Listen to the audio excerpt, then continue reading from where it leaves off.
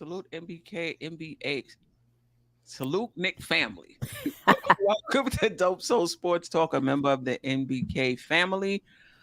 3 weeks, I believe it is, October 4th, before the first preseason game. I'm getting really hyped, looking forward to the Knicks starting the season. We're going to have a little fun today. We're going to talk about the different statistical categories and who we think will lead the team and why. I'm joined today by the bowling chick. I am Jarrell, or just Jarrell. Um, and for those who asked, there's those who asked about contributing to the channel. I'm not monetized. I think you have to have 1,000 subscribers to be monetized. Right now, I'm at 795, so I'm almost there. But Nice. I'll put the Cash App there for those who do. You're not obligated, obviously, but for those who do want to support the channel, there's the QR code for the Dope Soul Sports Talk Cash App. But that being said, Jarrell, Tsunami Speaks. She'll tell you what she got going on. How you guys doing today? I'm good. I'm good. I'm feeling fantastic. I'm glad we Right. made it to the end of the day. I Right. didn't think I was going to make it. I know, right? Salute to everybody in the chat. You know how we do on Tuesday nights, man. That's right. Yeah, we about to definitely get it in. I don't want to steal your thunder. I guess should you make the announcement, or do you want to say anything about your project, or? Yeah, I guess I could say something. Yeah. Drop the link as well. Oh, let me do that. I'm still slow on this stuff, but so I've rebranded a little bit, guys, and I have my own channel now. It's called Tsunami Speaks.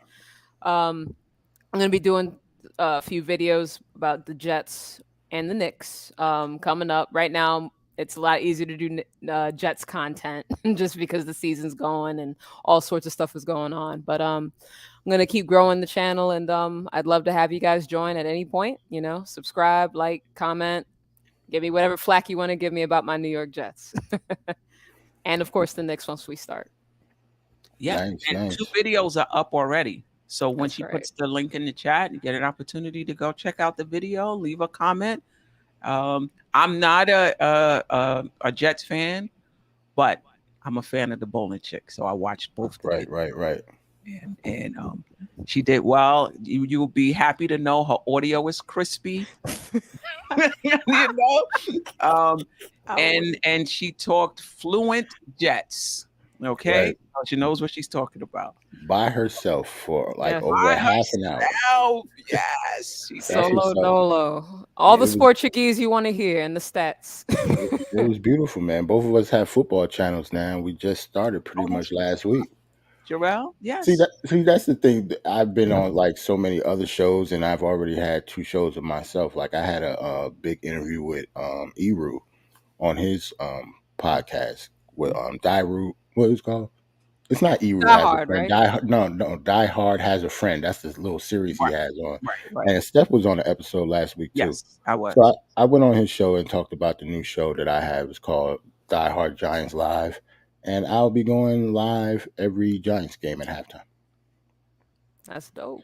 So I'm glad that we both have football channels now, and got a little competition going, man. See who can get 1,000 first. See how Oh my God. it's good. Like I actually did what you was doing, man. That was dope to have 2 videos like that by yourself. Like I haven't done that yet, and I have I started last week too.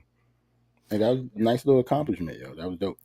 And thank y'all. You Yeah. know, healthy competition won't hurt. And Right, I guess that's it's what I Jets mean. versus Knicks, Jets versus Giants. We already know how it goes in New York, but it's all love either way. Yeah. And I will say for Jarrell's channel, I'm still a huge Giants fan. I used to watch every Sunday for decades. And I would say the last 2 seasons, I haven't been watching as much. First, just so much Knicks content, creation and being on so many shows. And then on Sundays, the Giants just was terrible. I didn't want to spend the little bit of free time I had watching them. But, Jarrell asked me to be on the show. And I said, I got to do my homework, start, getting back into it, reading the articles, listening to the podcast, what have you. And then we did the live show. halftime to crunch time. Well, I don't know what he's I don't think he's calling it that, but similar to Eru's show where we start at halftime and we watch the rest of the show together, commenting and what have you. And it was a really good experience. And now I'm back listening to my Giants podcast. I listened to Locked On Giants today with Patricia Traynor. Shout out to Patricia Traynor. Nice. You're a good look charm, Staf. Like the first game you come back, we win by 1 point. That's what's up. There we go. That's what's up. The first it was our first opening win in the past 6 years. So yeah, it was it's a very exciting time. We're undefeated, even though we're only 1-0. I got to take my little small battles now. I'm saying we haven't been good for a while. Right. All right, so let's get into this Giants content. If you watched the Queen's Court last night, we did something similar where we talked about the team. Like, how confident are you in these different aspects of the team? And we went over scoring and shooting and playmaking and rebounding and coaching and what have you. Today, we're going to do something similar, but we're talking about the individual players, right? So let's just start off. Who do you think is going to be the leading scorer on the Knicks and why? And if you have a dark horse, you can mention a dark horse. Yeah, let's get it started. Who do you think next season, with no changes, the roster the way it is, who do you think is going to be the leading scorer on the Knicks? I'll go first. Much as people do not want to admit it, Julius Randle probably will be our leading scorer next year. Like, I want RJ to be our leading scorer. RJ's our guy going forward. He's our guy, going forward in the future. We just signed him to an extension, but he still might take a back seat to Julius Randle just because of how Julius Randle's game is. Much as we don't like him, or a lot of other people don't like him, I should say, Julius Randle is still a 20-plus point scorer in this league. So in order for, not saying that RJ isn't and can't do that, but it remains to be seen for a whole season how aggressive he's going to be. And with Jalen Brunson as a point guard now, I don't know exactly how many shots RJ is going to get going forward. So as long as Julius Randle is still on his team, I think he will probably be the leading scorer. And for a dark horse will be RJ. Or if that's not really a dark horse because he was close to leading us last year, maybe Brunson. Brunson might be a better dark horse because nobody expects him to come in and be our leading scorer. But it's a possibility. Okay. Yeah, I definitely agree with Jarrell on that, especially the dark horse aspect being Jalen, because that's who I was going to use. I believe, let me see if I have this here, but I believe Julius was our leading scorer by 1/10. So it was like 20.1 versus RJ's 20.0.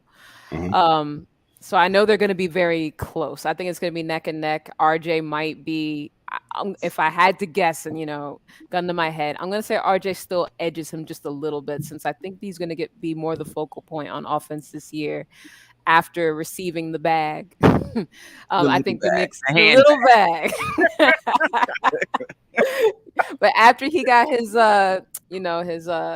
bag, I think that might be a little bit more of an incentive maybe by the team, maybe. Well, whoever's open and stuff like that. I'm not going to say they're going to feed him the ball constantly. I still think it's going to be shared. We have a lot of mouths to feed on this court right now.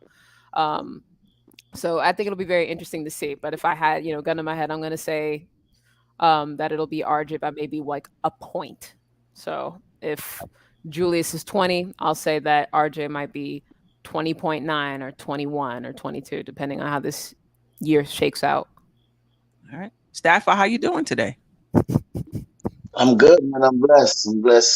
Great to be on the DopeSoulSports. Big up to the chat. Big up Queen. Big up Gerald. Big up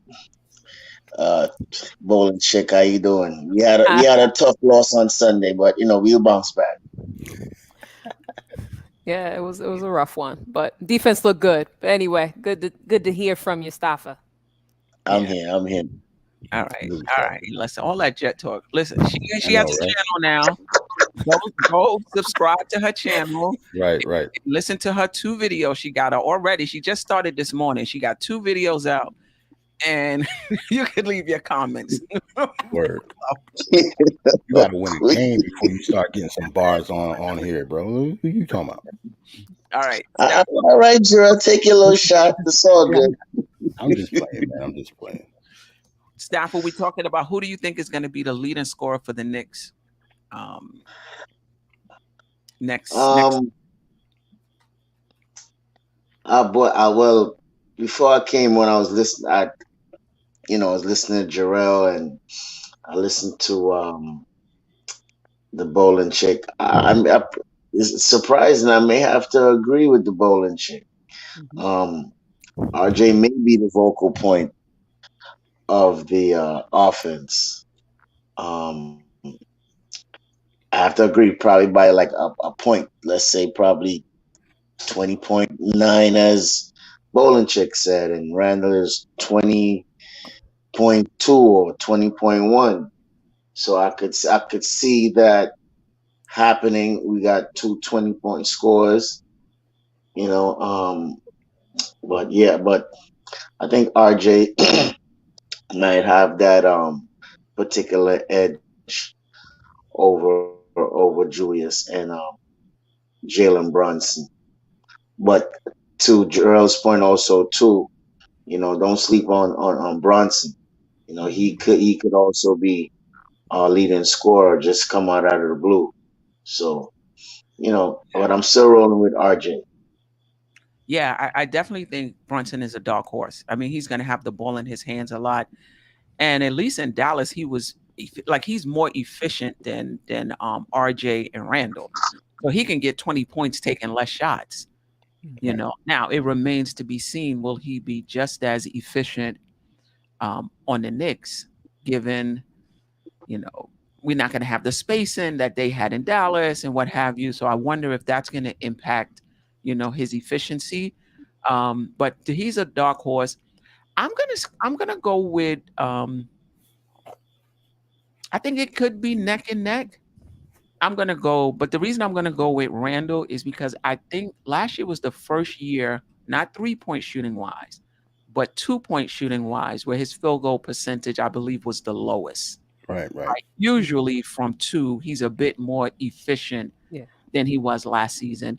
And I think with Brunson being here, he's going to get his shots, and I'm hoping you just shoot it. Like, you don't need to do anything extra now. Like, we got somebody that's going to get you the ball in your spots. We don't need you to do anything extra but shoot, right? And I think he still has a lot of gravity too. So I still think, if he's more efficient, if he's back to who he used to be, he has a chance to be the leading scorer. Now, so does RJ. And somebody said in the chat, shout out to the chat, I don't know if it was Pudge Nice or someone that said 24-23. Like, both of them, I think, are going to be over 20-point scorers on this team. Makes sense. We might even have to listen. If all 3 of them score 20, that's still just 60 points. That's true. Right? I don't think we have anybody on this team that's going to be averaging 25, 28, 30 points a game, right? So they'll probably be over 20, maybe Fournier will be and Brunson will be between 16 and 18, or something like that. I could see RJ also being a leading scorer. It doesn't matter to me. What I want to see from both of them is that they're making their shots. Now, RJ at the presser, we'll talk. I don't know if you want to call it presser. It's the season ticket holder media event. Talked about working on finishing at the rim and working on shooting off the dribble. Yep. Right? And that's what if he can do those 2 things, he takes enough shots to average over 20 points. He averaged 20 on low efficiency. So he's a bit more efficient. He's finishing at the rim.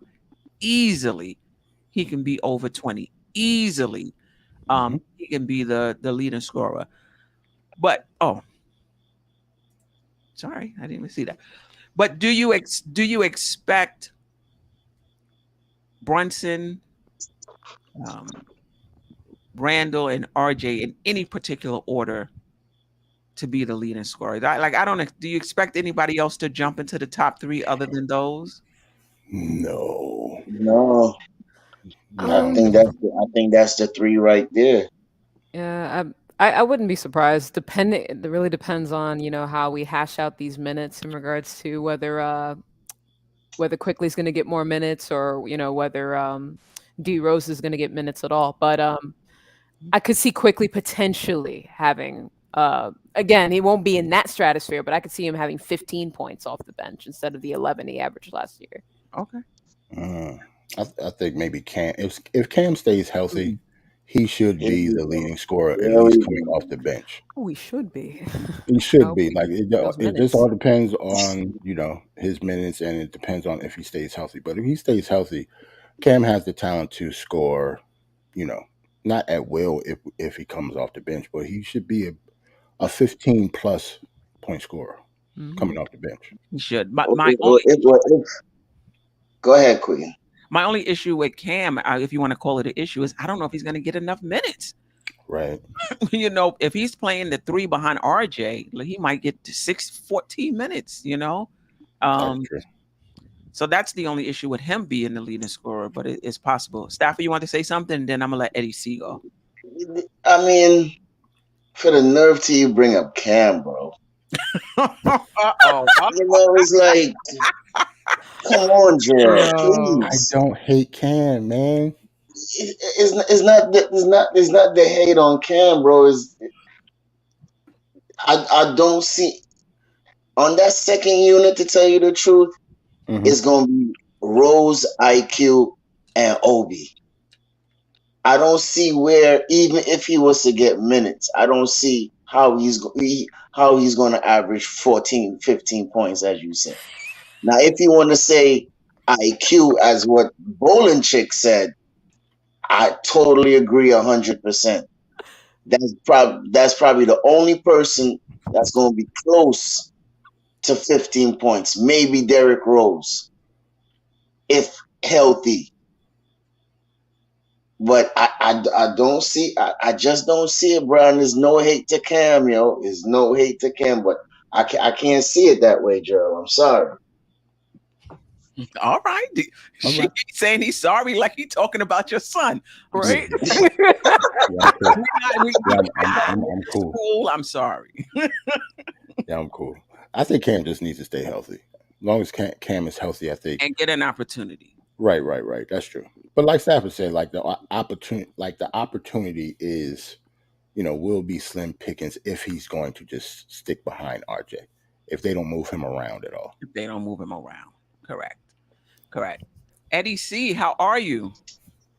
How you doing, Stephanie? I'm doing good. Yeah, man. Welcome to the show. Thank you for inviting me. Of course. What's happening, Jarrell? How you doing, man? All right, man. We Giants 1-0, man. That's who. Yes, sir. Yes, sir. I already heard the Queen's a little sick about talking football, but we 1-0, baby. Yep. Oh no. He just doesn't want to talk about my Jets. That's all. Oh, okay.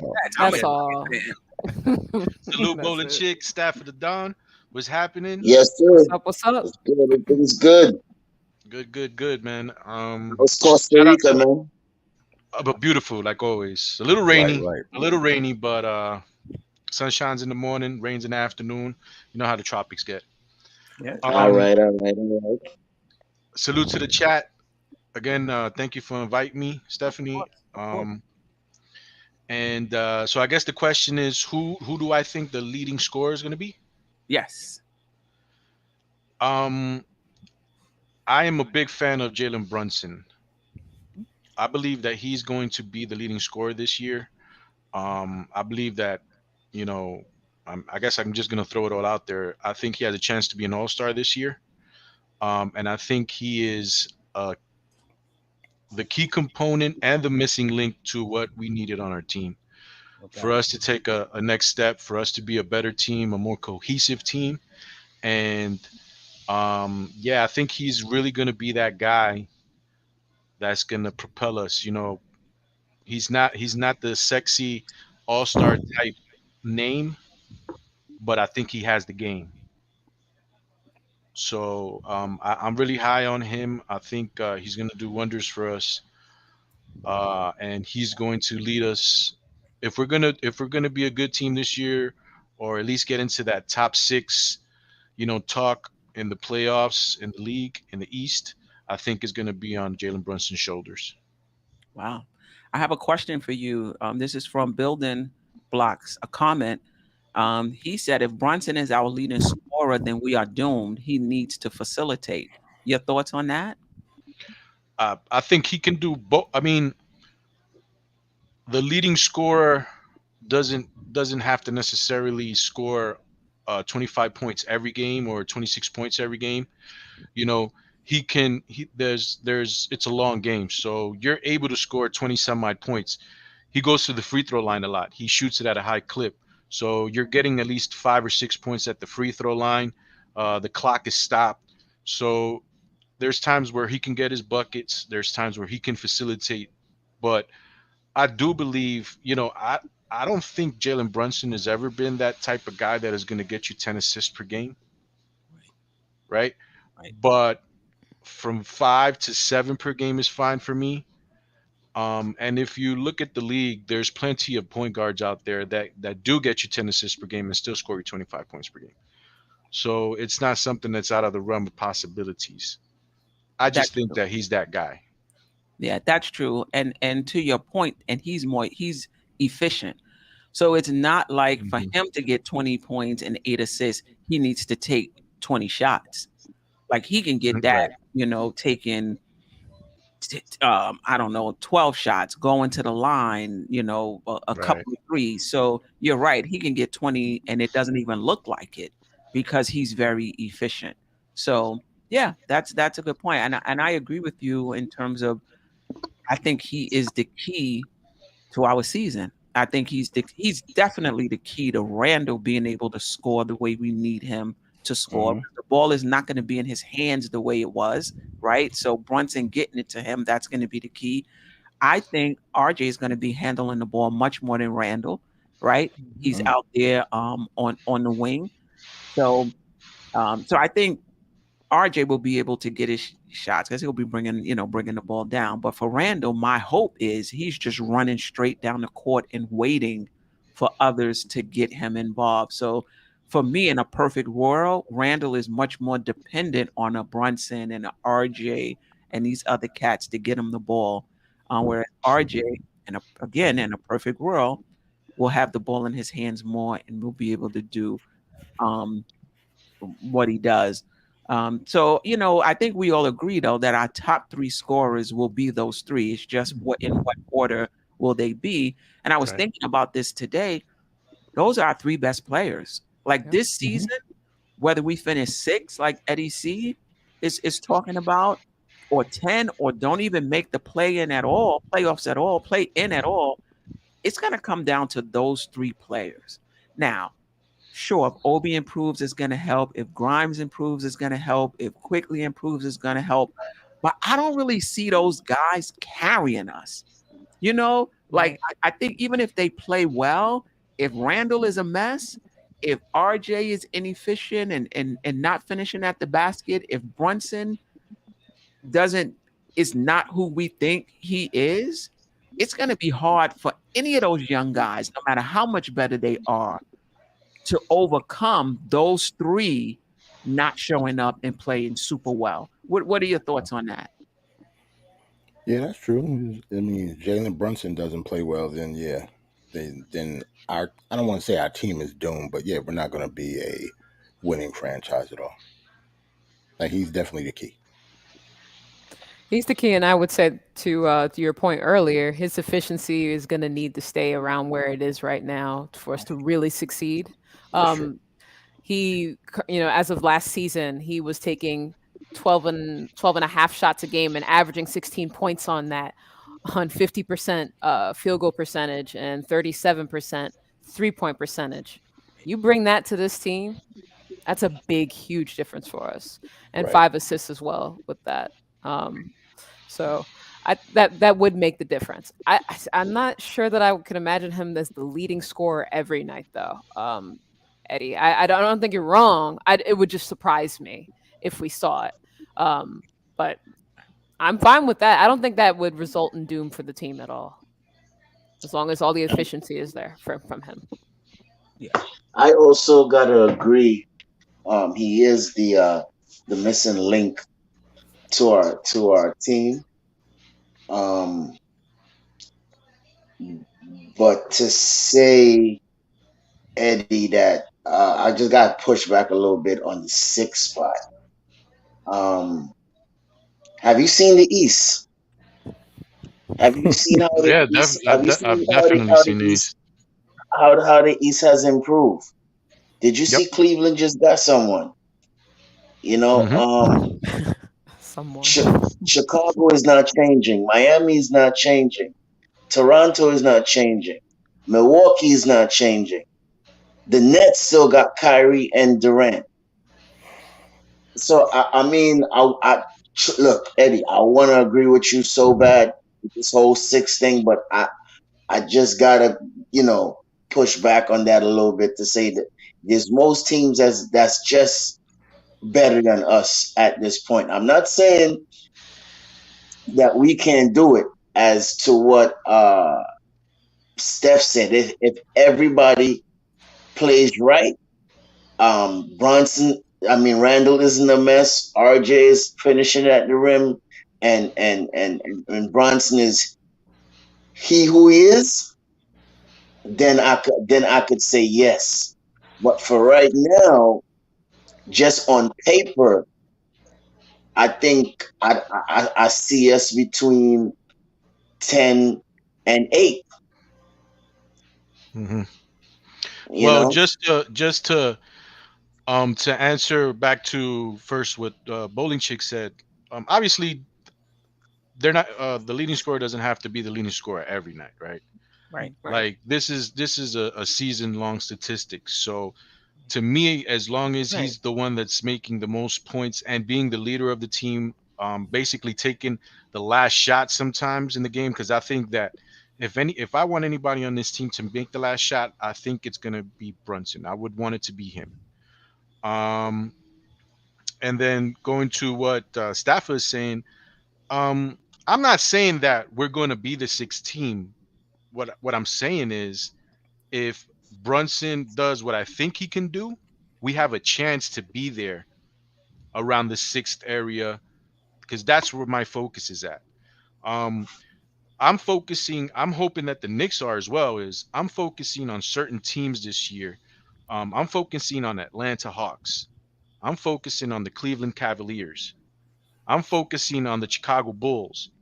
These teams, we've already played these teams plenty of times, and we should know now how to beat these teams. Like every time that we face Atlanta, we should know what we're walking into. Right. We're not walking into something oblivious. We know what we can do to beat them. Same thing goes for the Cleveland Cavaliers. We've seen that team. Obviously, they have Donovan Mitchell, but one player doesn't make a whole team. We already know that they have Darius Garland, that we know that they have Mobley. So, I'm focusing on these certain teams that we have to be better than this year. We've seen Miami a ton. We should know already how we can beat Miami. We just have to go out there and do it.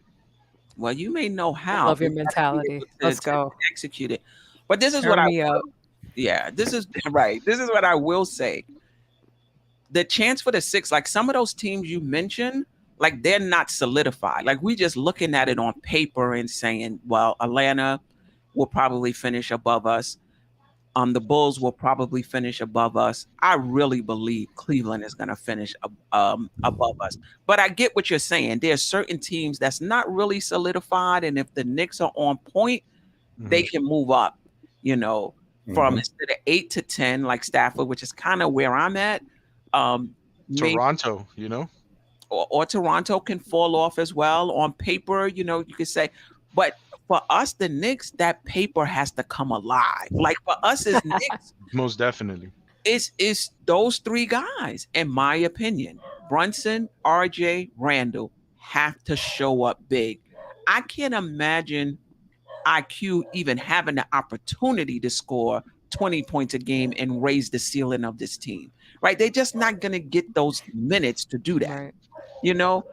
RJ is getting the bulk of the minutes at his position. Randall's going to get the bulk of the minutes at his position. Brunson is going to get the bulk of the minutes at his position. Those guys, if we're going to make the play in, and to your point, Eddie, see the 6th seed, those guys are going to have to ball out and get support from, the OBs, the IQs, the CAMs, and what have you.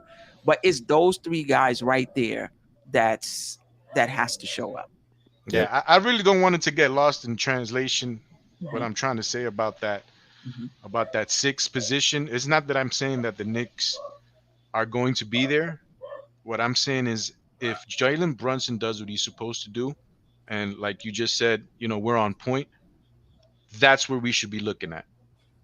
That's where we should have our focus on. And again, I go back to saying we should I wouldn't say probably, but we can beat those Toronto teams. We can beat those Atlanta Hawk teams. We can beat those Toronto teams. They're not solidified again, like you said. So we have to make that jump with the players that we added this year, the Isaiah Hartensteins, the Jalen Brunsons, and seeing how those 2 pieces, how the rest of the team fit around those 2 pieces. Right. I believe that the Isaiah Hartenstein, Evan Fournier, if he's still around, combo might be very lethal. I've seen him play in the Clippers, and him and Luke Kennard were just lights out the whole year. And I think that he can do the same with Evan Fournier.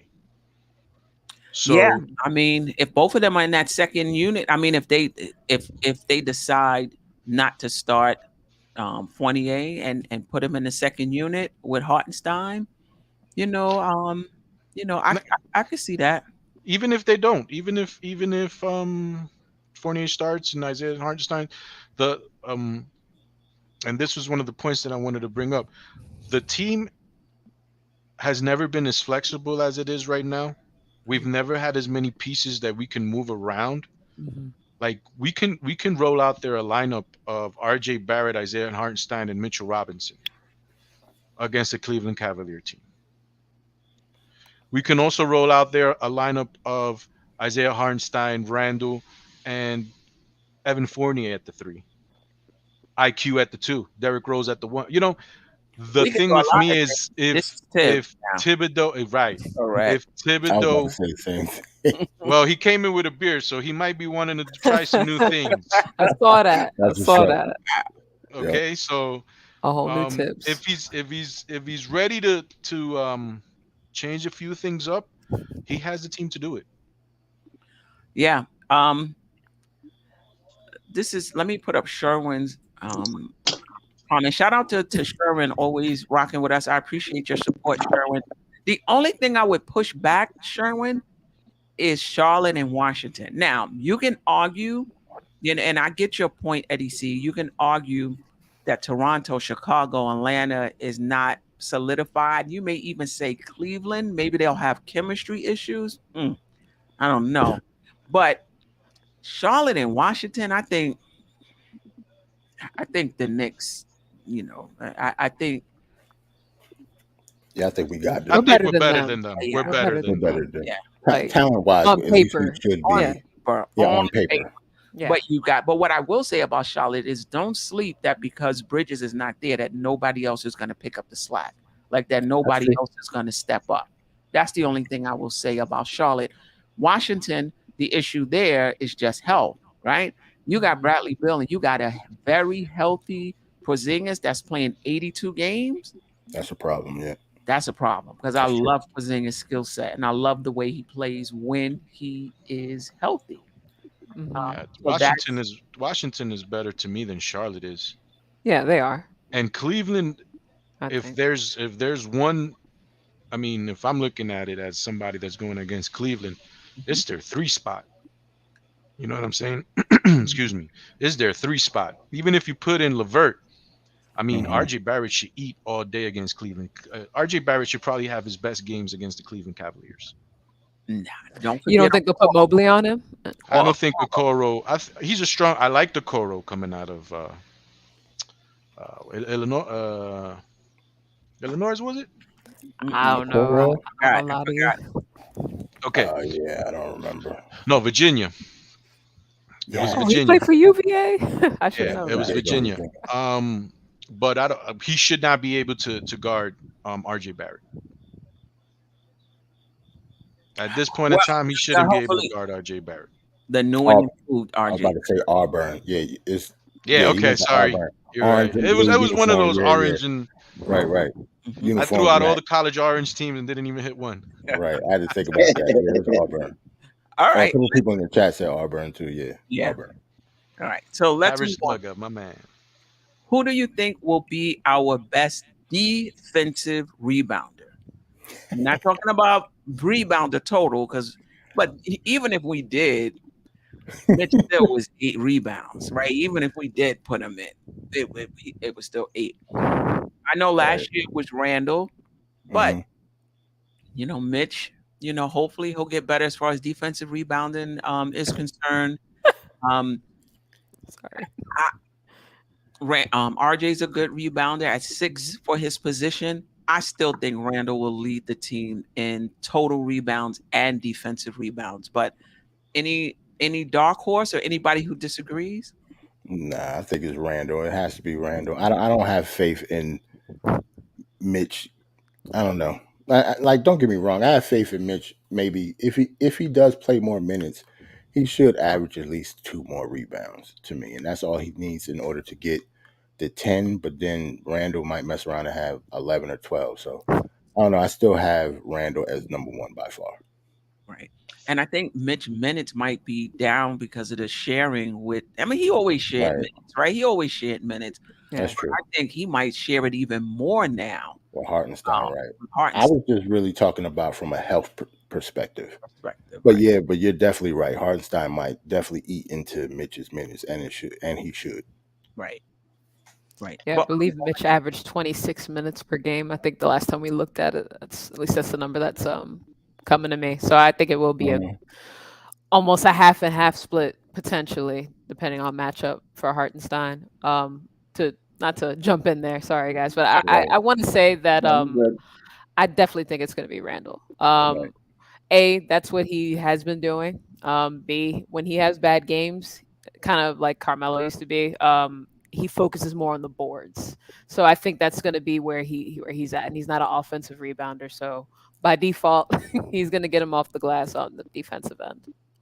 My opinion. Yeah, I'm going to agree too. It's going to be Randall, but I still got to say Mitch as the second to him also. So I mean, even though Randall going to get most of the rebounds, I still think Mitchell Robinson could get more rebounds. But the key to Mitch being on the floor is his free throws. You see, if he could hit his free throws, maybe we don't see those minutes cutting in half. Maybe we see him ending games.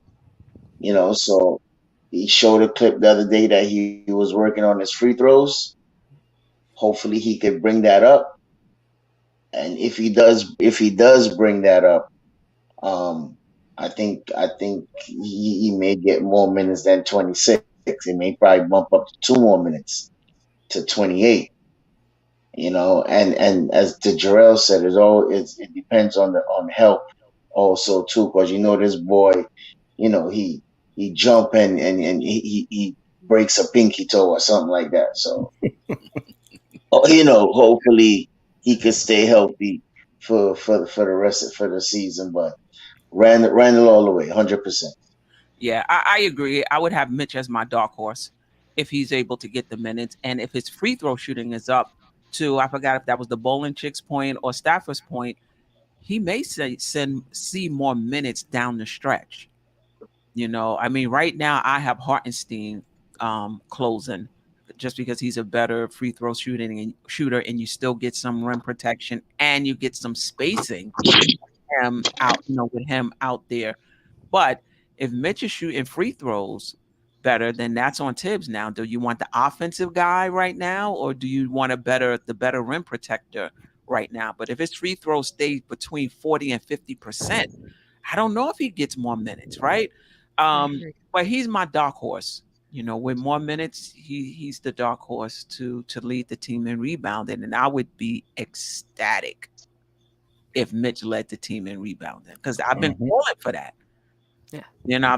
I've been calling for that because that would make me believe that finally this is the Mitch that at least I want to see.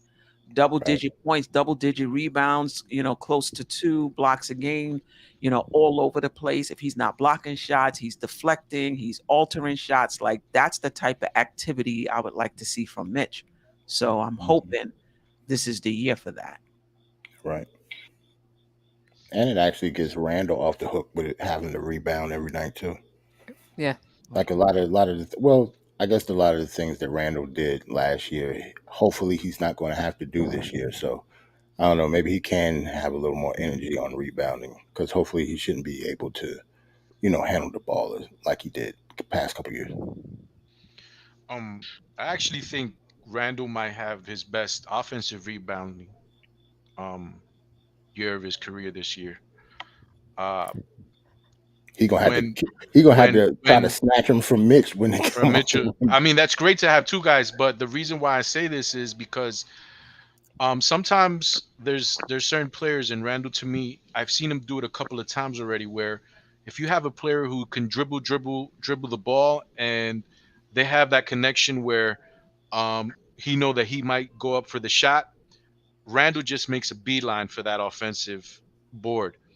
Sometimes when you're a big man and you get into that zone of going straight line to the rim on the offensive board, it just helps your game even more. Like you start getting more into the flow of the game. And I've seen him do this with Brunson, even in those pickup games. But it's something that even in a pickup game, you can see that that's innate. So when you see Jalen Brunson dribble, do his little pirouetting, this, that, shoot the ball. If he makes it, fine. But if he doesn't, I know that Randall's going to make a beeline to that rim and try to get that offensive rebound. And this is something that's going to happen through the course of the year. I think he might have one of his best statistical offensive rebounding years of his career. I'll go one up. I don't think he's going to have an all NBA season again. And if he does, and if RJ is close, that's the 6th seed right there. Right. But, For sure. I think that with Brunson here, and my hope that with limited him having to do less, that he's going to be more efficient and he's going to have one of his best seasons. Not just on the offensive board, to your point, Eddie C, but just overall. I think he's going to have one of his better season. And a lot of it has to do with how willing he is to just give up his prior role. I call it put the genie back in the bottle. Like you got to give up that prior role and just, this is what we need from you now, to be a traditional power forward. And that doesn't mean you don't bring the ball up the court. Like it's not even about bringing the ball up the court. You see it all the time. People bring the ball up the court. They get over the court. They pass it to the point guard. They get to their spot. So that's not the issue. For me, it's facilitating the offense, being the hub and his decision making. So hopefully with Brunson here, that's not an issue. But who leads us in assists now? Is it still Randall?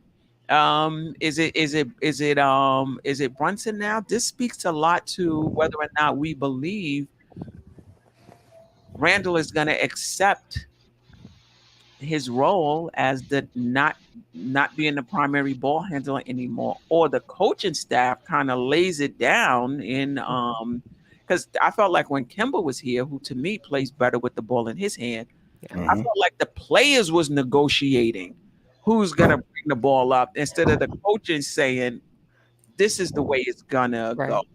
Who do you think leads us in assists? Starting with me? Or just anybody?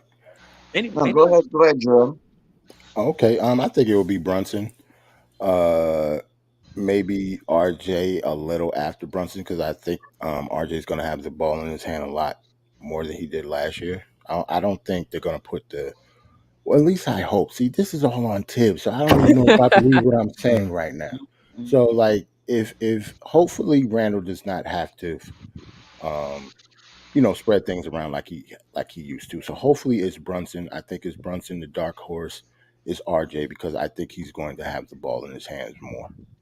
Yeah, but RJ got to be a willing passer. Like That is true also. He has the ball in his hand, but he's not looking to spread it, That is true also. Like last year, like throughout his career, RJ has been a pretty good playmaker. Like even at one point when he first joined the team, they had him at point guard at one point. Not saying that it was successful, but he at least has the skill set to do it. But like you said, you're absolutely right. Like at the second half of the year last year, like RJ, he refused to pass the ball. Like he was on, I don't want to say Mamba mentality because of his efficiency, but yeah, he was willing. He was looking to score the basketball when he got it. Right. So hopefully that's changed though, because he has another scorer on the floor in Brunson. So I actually think his assists might go up a little bit. And just hopefully that's the message for the entire team. Move the ball, share the ball. It's gonna come back around. Right. It's whoever is open, gets it. Anybody, Eddie C, your thoughts on who's gonna lead us in assists? Let me tell you, if Randall leads us in assists, I'm gonna have a heart attack. Man, because that means he's in the same role he was in last season. Yep. Yeah, but I think this is I think this is one of the trickier questions of the night. To be honest with you, I really wouldn't be able to tell you who I think might lead the team in assist. Because I already mentioned that I don't know if Brunson is that guy that'll get you 10 assists per game. Can he get 7? He can probably get can he average 7? I don't know, but will there be games where he's got 7, 8 assists? Most likely. So I can't give you an answer. I can't say that it's going to be Brunson because I know Randall's there and he's a very good passer for a power forward. It's not so much the deal of him bringing up the ball or this and that, but when he gets the ball in the post or in the pinch post or on the sides, he has good vision. So I can't take it away from him to average 4 to 5 assists off just talent alone. And RJ also has the talent to do the same thing. He does. So this is something where I'm gonna have to take a pass on who's gonna be the leading assist man because I really don't know. And to me that is a good thing. Not knowing which one of the guys is gonna be facilitating the whole game in a game is a good thing because then you don't know where it's coming from as defenders. Right. So that's going to be my answer. Okay, all right. I think it's going to be Brunson, but I agree with you. Randall may still draw a double team, and he does have good vision. Sometimes he waits to the last possible minute to pass the ball, like almost in the air. You think he's about to lay it up, and he'll pass it, which is very annoying. But I think he's gonna still average maybe 4 points a game, 4 assists a game, just from what he's getting off of the double team. That's true. I think though, when Luka was out those games, Brunson, his scoring did improve, and to Sherwin's point, he was a bit more ISO as well. But it's not either or in this league. Like you can score and dish the ball. We see it, and Brunson is one of those guys that can score it and also pass it, right? So his assists did go up during those games when he was without Luka. However, in order to get an assist, guys have to hit shots. And I'm pretty sure if you look at the efficiency of those Dallas players, I'm pretty sure their field goal percentage was much better than ours. Most of our wings shot between 39 and 41% for the season. Right. So that's going to be a big part of getting assists, right? The players have to make their shots. They have to make their shots. And that was the issue last year. We would have open shots, and you looked at the percentages, 39, 40, 38, 37, 40% across the board when it comes to wings. Obviously, Obi, Mitch, those who play closer to the basket, field goal percentage was pretty good. So I'm gonna go with Brunson, but I hear what you're saying, Eddie C. It could go. It could. I don't see it being RJ. I don't really see it being Randall in his new role. So like it I mean, has to be Brunson. I would put Randall. I would put Randall as my second dark horse just because of what Eddie C said. The pinch post, the post, because he's going to command double teams. You know,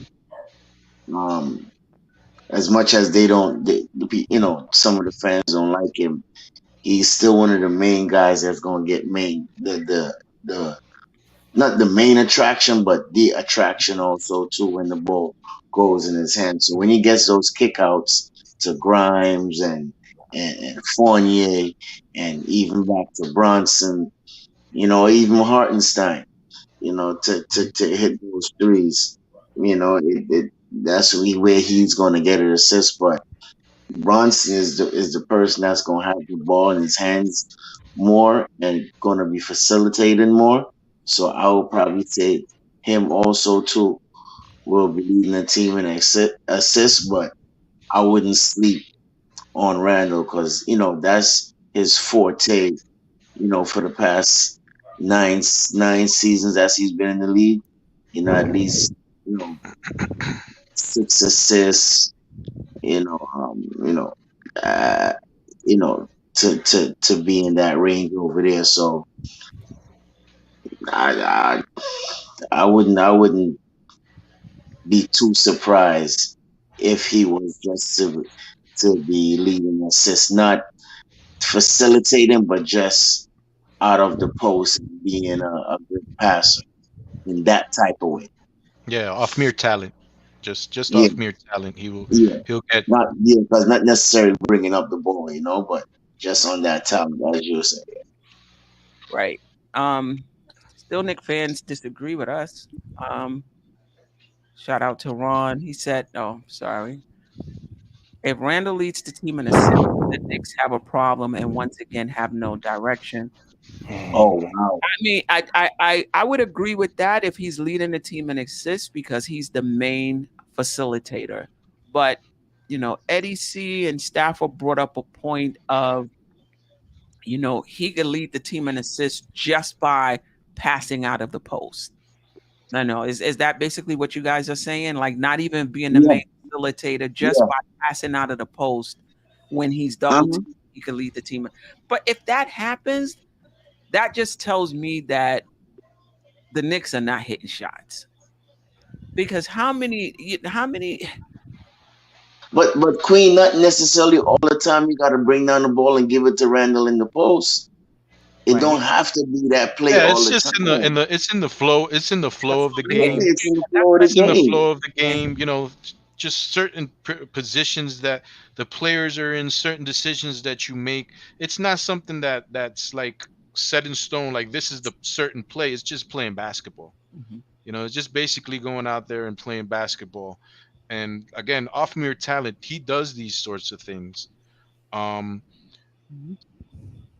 So I don't put it past. That's why I couldn't give you a definitive answer because Brunson in the first unit probably wouldn't be the position where he would be the highest in getting assists because there's ball dominant RJ Barrett on one side, there's a ball dominant Julius Randle on the other side.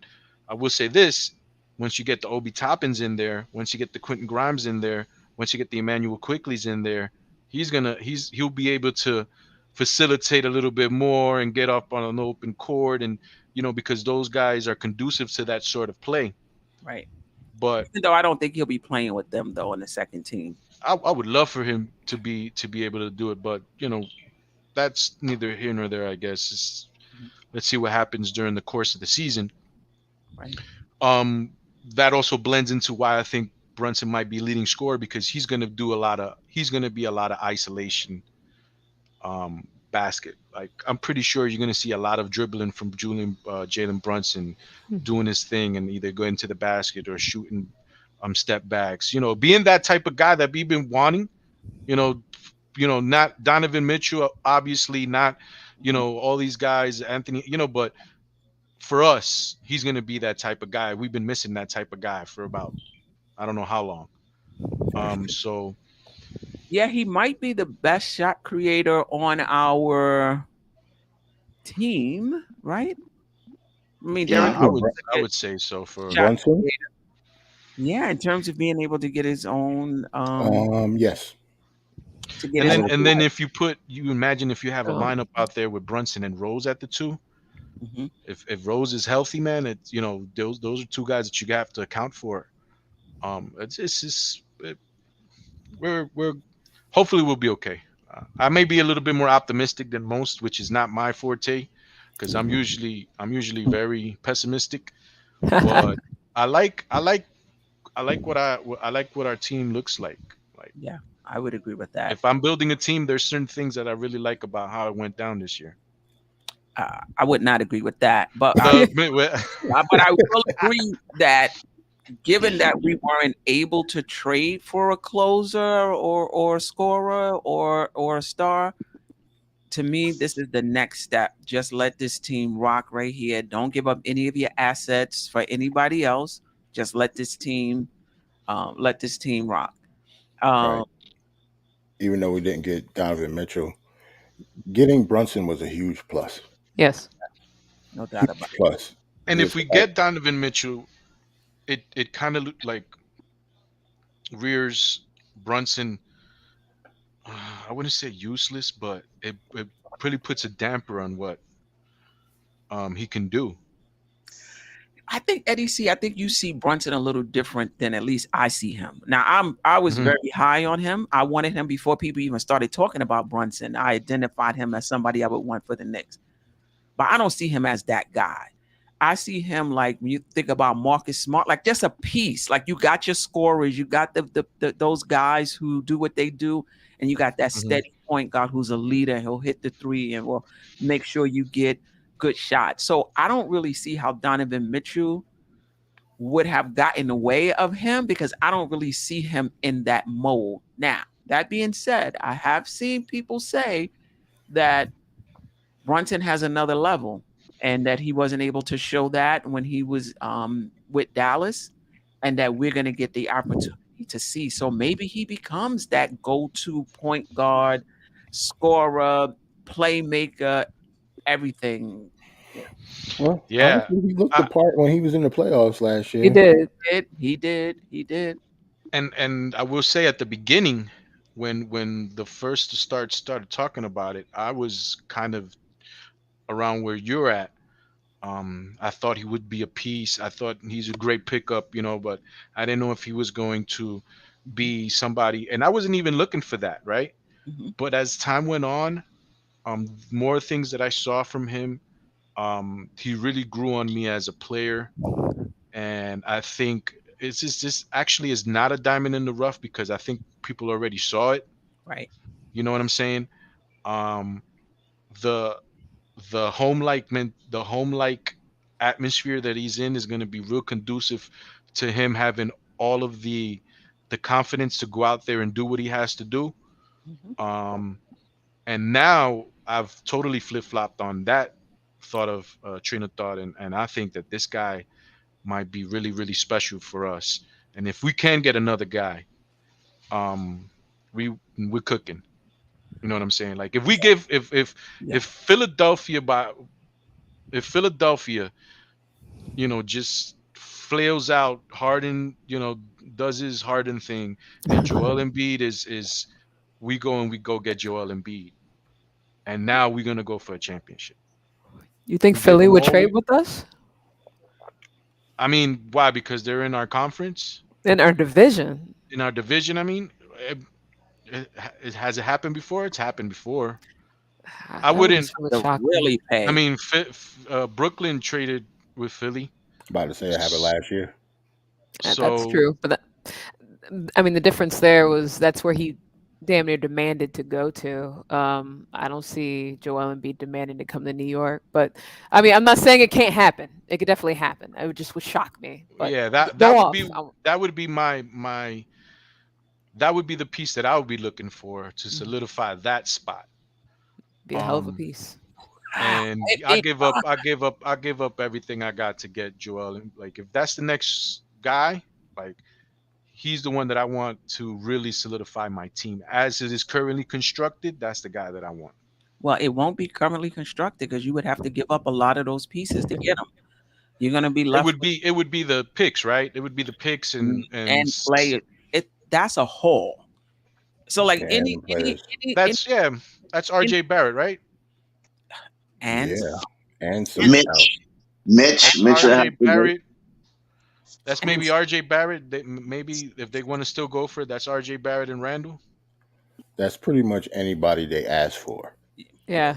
Pretty much. They're gonna give up Embiid, like whatever they ask for. The beauty of this team is that we are so deep at all the positions that when we give up these pieces, we're gonna have somebody to supplement. If it's Obi Toppin, we have Randall. If it's Randall, we have Obi. You know what I'm saying? That's I would like for that to be the case. I mean, I wouldn't want another guard. I would like it to be a center. That's what I'm saying. Definitely Mitch will have to go too. You know, and then Sims will come in and just back and beat up. Right. Yeah, I'm with we're still Knicks fans. Everybody would be going Eddie C. Joel Embiid is a legit star. And this is position that the Knicks have gotten themselves into. Not just the Knicks, a lot of other teams. Right. If you're not signing a star in free agency, if you're not signing a star or finding a star in the draft or somebody you draft, develop into a star. If you're trading for a star, you're trading most of your roster, and what's left is not going to be enough. So you're going to have to try to take what's left and see if you can turn that over into something else. Because if you have Embiid and you left with Obi Toppin, what are you doing? Like, what are you doing? Even though Embiid is that guy, he can't do it by himself. He can't do it by himself. Most of these championship contenders have at least two. Mm-hmm. I still think it's going to still come down to the picks, man. The picks. I think we're going to give up most of our future picks if that's the case.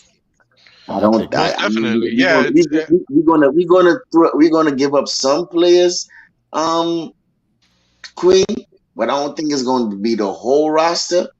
But is Philly gonna want picks, just like every other team? No. I think each team is different. Utah was in a unique situation where they wanted picks. Most teams want more. Like if they giving up their star, they're gonna want a young star that they can build around as well. They're gonna want your. That's what I'm saying. It's not going to be the whole team. They could. All right. So let's say, for instance, like just what Eddie C said, RJ, right? You take RJ and you put Mitch, and you give them probably at least 5 first-round picks, probably 2 pick swaps or something like that. They gonna take that. Manuel Quickly will be in that deal. Yeah, they're gonna take something like that. Yeah, I believe so. In my opinion, and at that point in time, let's say that this doesn't happen this year. Let's say we did pretty well, but Philly didn't. Hopefully, this is just hypothetically speaking, right? Yeah. Right. Evan Fournier is going to be an expiring contract at that point in time, right? That's a major chip. You have RJ Barrett on his already deal, which is how much will he start getting? 27, 28? 26, 27, something like that. Yeah, okay. So Joel Embiid makes $33 million. So right then and there, what I would most likely think they would want to do is add on some bad contracts to that. But the bad contract they have is Tobias Harris, and then after next year, he's an unrestricted free agent. He's also what do you call that?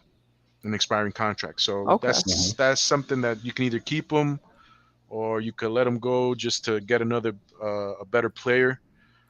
But just Fournier, Mitchell Robinson, and RJ Barrett, you have enough to make the deal money wise. Okay. All right, let's get back to the to real life. Yeah, I like what you're thinking about, Eddie. Let me just agree. I love it. I love your scenario. Joel Embiid, as much as I like him, I would not be trying to get a center to lead my team to a championship. I would definitely be trying to get Pat did it. a wing player. That's just my Queen Pat. preference. That's my preference. Okay. It's to build around a wing player than yeah, I get that. Than a center. But all right. Field goal. Who's leading us in field goal percentage besides Mitch and all of those that play down low, right? So we know Mitch, we know Obi, we know like those guys play down low, right? Who's leading us in field goal percentage this upcoming season? Jalen Brunson. And you said besides Mitch, right? Besides Mitch and Obi, and the guys who play close to who don't really shoot. Jalen Brunson. That's my answer. Right. I mean, if you're already averaging 50% field goal percentage, I know it's going to come down some considering our spacing issues and woes of that nature, but I still think he's going to average. He ain't going to drop 10 points down. He ain't going to come down to 40. He'll probably still be our highest. I would say it's definitely him. That's just my opinion, though. Brunson, yeah, I agree. Has to be Brunson. Like nobody else on our team is really efficient, so it's kind of hard to not say Brunson at this point, except for like you said, all the centers and power forwards, and even our power forwards. You could have put them in there if you wanted to. They're not efficient either. They not, but Mitch is like 76%. Just right, that's true. Obi's mostly dunks and what have you, so he's at what 50 or 60%. Right. I don't think he was 60, but he was. I'm looking now. The only thing I would say, Brunson may lead us in field goal percentage, but what I will say is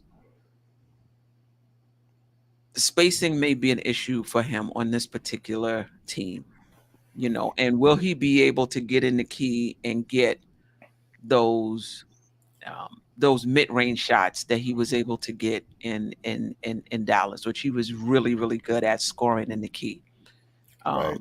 Without what doesn't look like will be great spacing. My dark horse would be Fournier. Fournier is my dark horse for field goal. See, the only reason I wouldn't pick him is because I think he's gonna shoot just mostly threes. Yeah, but he is our best shooter though. But I really think 39% from three was the twos. Yeah, I know, but I think he's even going to take less twos this year. He's going to take even more threes. I think the more threes you shoot, the less your percentage is going to be because he's not going to take that many twos. The same thing with IQ, even though his shot selection is crazy, but the reason he shoots so low is because he'll shoot 6 times a game and 5 of them are 3-pointers. Yeah. So even if he shot at 40%, he's not going to be that much over 40% overall. Just because of that. Fournier is probably going to be the same way. And we're talking field goal percentage, not threes, right? Field goal. Field goal, period. That's what I'm saying. Yeah, it was Brunson. Right. Yeah, it will have to be Brunson for me. Grimes, that's the dark horse for field goal percentage? Nah, he's going to shoot too many threes also. Yep, I agree with Jarrell. Right, that's people that shoot a lot of threes, unless you're somebody like Steph Curry, you're not going to shoot a high field goal percentage. That's not how it usually goes. Unless you have have a special season. Yeah. Or like Kyrie. Yeah, you got to be special in all facets of the game. Like you got to be a 3-level scorer in order to have a good field goal percentage and be a good 3-point shooter. Yeah. Good point. Roy Rosado, appreciate you for rocking with us. He said Randall is going to score easier with a point guard who actually controls the game, puts him in better position to finish plays. He'll be more efficient due to shot quality being better. So yeah, he could be a dark horse too if he's going to be. That's true. Now scoring in the paint, but he still chuck up those 3-pointers like and those bad twos too. And the long twos fading away from the basket. I hate those. On one leg? Yes, baseline. Just saw him the other day. Yeah, that's true. I hate All it. right, who's leading us in 3-point percentage? Now, this is a good question. Ooh, I that's like a this good question. question.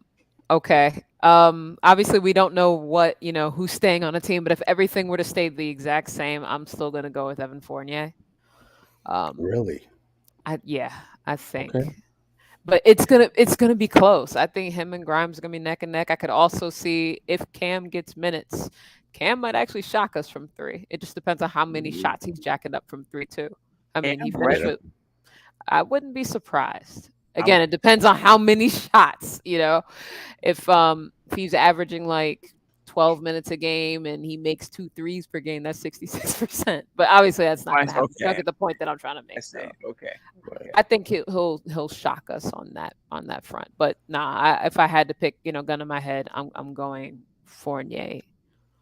Maybe at like 41%. You going Grimes? I'm gonna go Grimes. Grimes shot it well before his injury.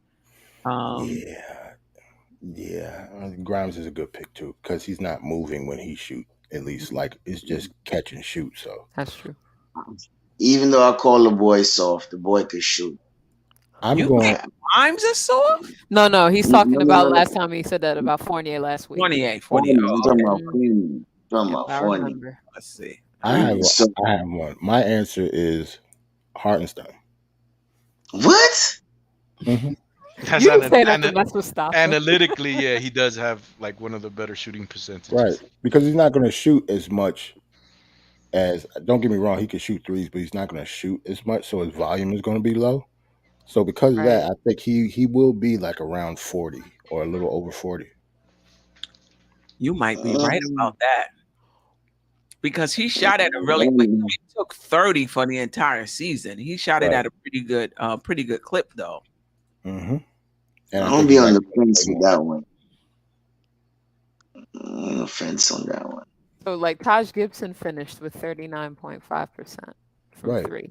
So same deal there. I can see it. For the most part, usually the more 39.5%. So he averaged 40%. And he was making them. I remember seeing him every time he was doing the hello thing. I was nervous, but they kept going in. So if Hartenstein's going to get those same type of shots, especially coming off the bench, then I'm picking him because plus he's not going to shoot as much, so I think his percentage will be a little higher. Right. Yeah. D Rose was 40% when he played as well. So Hartenstein, D Rose, Grimes, and Fournier. Right. I'm gonna go with Jalen Brunson. Wow. I'm gonna go with Jalen Brunson. This is that for his career, he's shooting 37.3%. Mm-hmm. He's shooting what? For his career, he shoots 37.3%. Right. Okay. He's a good 3-point shooter. So he's gonna have a lot of opportunities. And I mean that might be a detriment, but it might not, because volume also helps when you're shooting the 3-pointer in your averages. Mm-hmm. I think he might be. The good thing is that we do have other guys who can shoot the ball too. There's already 4 or 5 guys that have been mentioned. So when it comes to that, we might not be as bad as people think when it comes to shooting. Grimes can shoot. Evan Fournier can shoot. Brunson can shoot. Isaiah Hartenstein in his low output can knock him down. And there was one more that I'm missing that was mentioned. But do you think there's a difference between, and this is for the chat as well, a difference between this guy can make a 3 and this guy is a shooter? Right. That's when I look at my team, this team, I say Fournier is a shooter, Grimes is a shooter. RJ can shoot. He's not a shooter though. At a decent clip, he can hit the 3. Brunson can hit the 3 at a decent clip. But when I think about shooters, I don't think about like Brunson and RJ and whatever. But I get what you're saying. They do hit it at a decent clip. Yeah, and if by any chance you see a lineup of Brunson, Grimes, and Fournier, that's pretty good shooting around you. Brunson, Fournier, Yeah, that can work. Grimes, Isaiah Hartstein at the 5, and Randall. He won't be shy about shooting a 3. Obi Toppin won't be shy about shooting a 3. They can take the shot. I don't know if they're gonna hit it at a high clip, 33%, 32%, something like that. But there'll be shooters around. But no. But that doesn't help. That doesn't help our spacing. If you have somebody out there shooting it at 30% or 31%, if I'm a defender, I'm not going out there. Like I'm not leaving. I mean, the key where RJ is gonna drive in here. Brunson will probably drive in here to guard Randall at 30%. You can have that. Yeah. It might be a little bit different now with somebody who's able to penetrate and kick it out. That's the plan. That's what we've seen in the past. But things might be a little bit different this year and going forward. That's definitely a plan. I think it's gonna be different. Listen, you can get in the key and draw the defense and pass it out all you want. Do we got the people out there that can hit it? You know what I mean? I think that's the thing. So, at different parts of the floor, even Brunson and RJ shot much better. So like the 3-point is cumulative, but when you think about the corner shot and non-corner shots, there was a distinct difference between how they shot. So it's just a matter of them getting to their spots. Somebody said quickly, I don't even consider I think Quickly did shoot the 3-point. I think overall he was 39%, but I think his 3-point shooting was like 37. I want to say 37% 3-point. How he shoots his 3-pointers though, 37% ain't that bad because a lot of them are terrible shots. So if he actually honed that in a little bit, he'll shoot a lot better. and this is going to be his 3rd year. So we're hoping that these guys get better. We're hoping that Obi Toppin gets better. We're hoping that Quentin Grimes gets better. RJ Barrett, we saw when he was told to sit in the corner and shoot the 3 ball, he shot 40%. But that's no small feat. That 40%, just like Randall's, was during the COVID season. Right, everybody shot better. Right. That season, right? So we can't look at. I don't know, Quinn. I'm gonna push back a little bit on that because basketball is basketball. Like I get that there's no crowd out there, and I get all that. Like we saw what happened this year with Randall and stuff, but like if you could shoot the ball, you could shoot the ball. Like for that, if you could shoot the ball in a crowded area, you could shoot the ball in a silent place. You could shoot. The only thing but to Steph's point though, it wasn't just Randall. Everybody shot better that year. Statistically, everybody shot better like that. Because people are taking Randall down because he did it during COVID season when nobody is in the stand. So that's the only reason I brought it up. But when it comes to RJ, everybody wants to point to it and big him up. But when it comes to Randall, it was just during nobody was in the stand. I get it. Because even that year, that's when Quickly and Obi was rookies.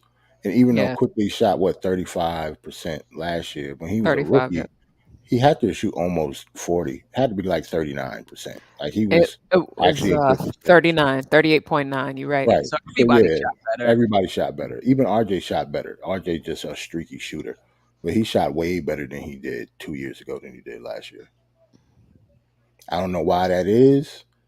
Like Steph could be right, Steph could be wrong, but it is a factor. Like something happened. I'm just saying what the other fans were saying. Yeah, I know. I'm just saying something definitely happened. Fans were saying it was because nobody was in the stands. Mm-hmm. Right. No, it has validity to it. I'm not saying that it doesn't have validity to it because that's when you're some what do you call that? Like the personality of certain things or how you take certain things could get in the way of how you play ball and stuff.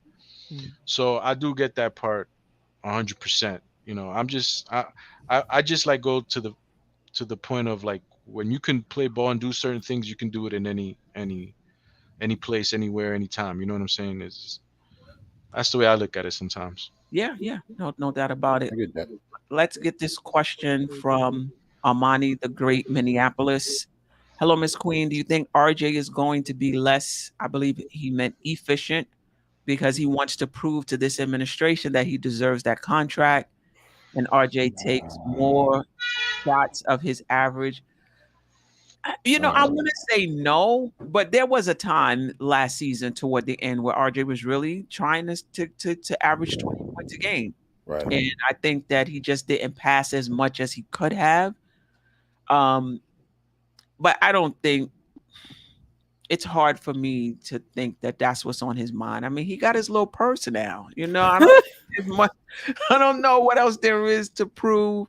I think he's gonna go out there and play hard and just try to prove that and be the best player he can be. So I don't really think so. Any thoughts on that? Nah, I don't see RJ having pressure like that anymore. I think the pressure is over since he signed.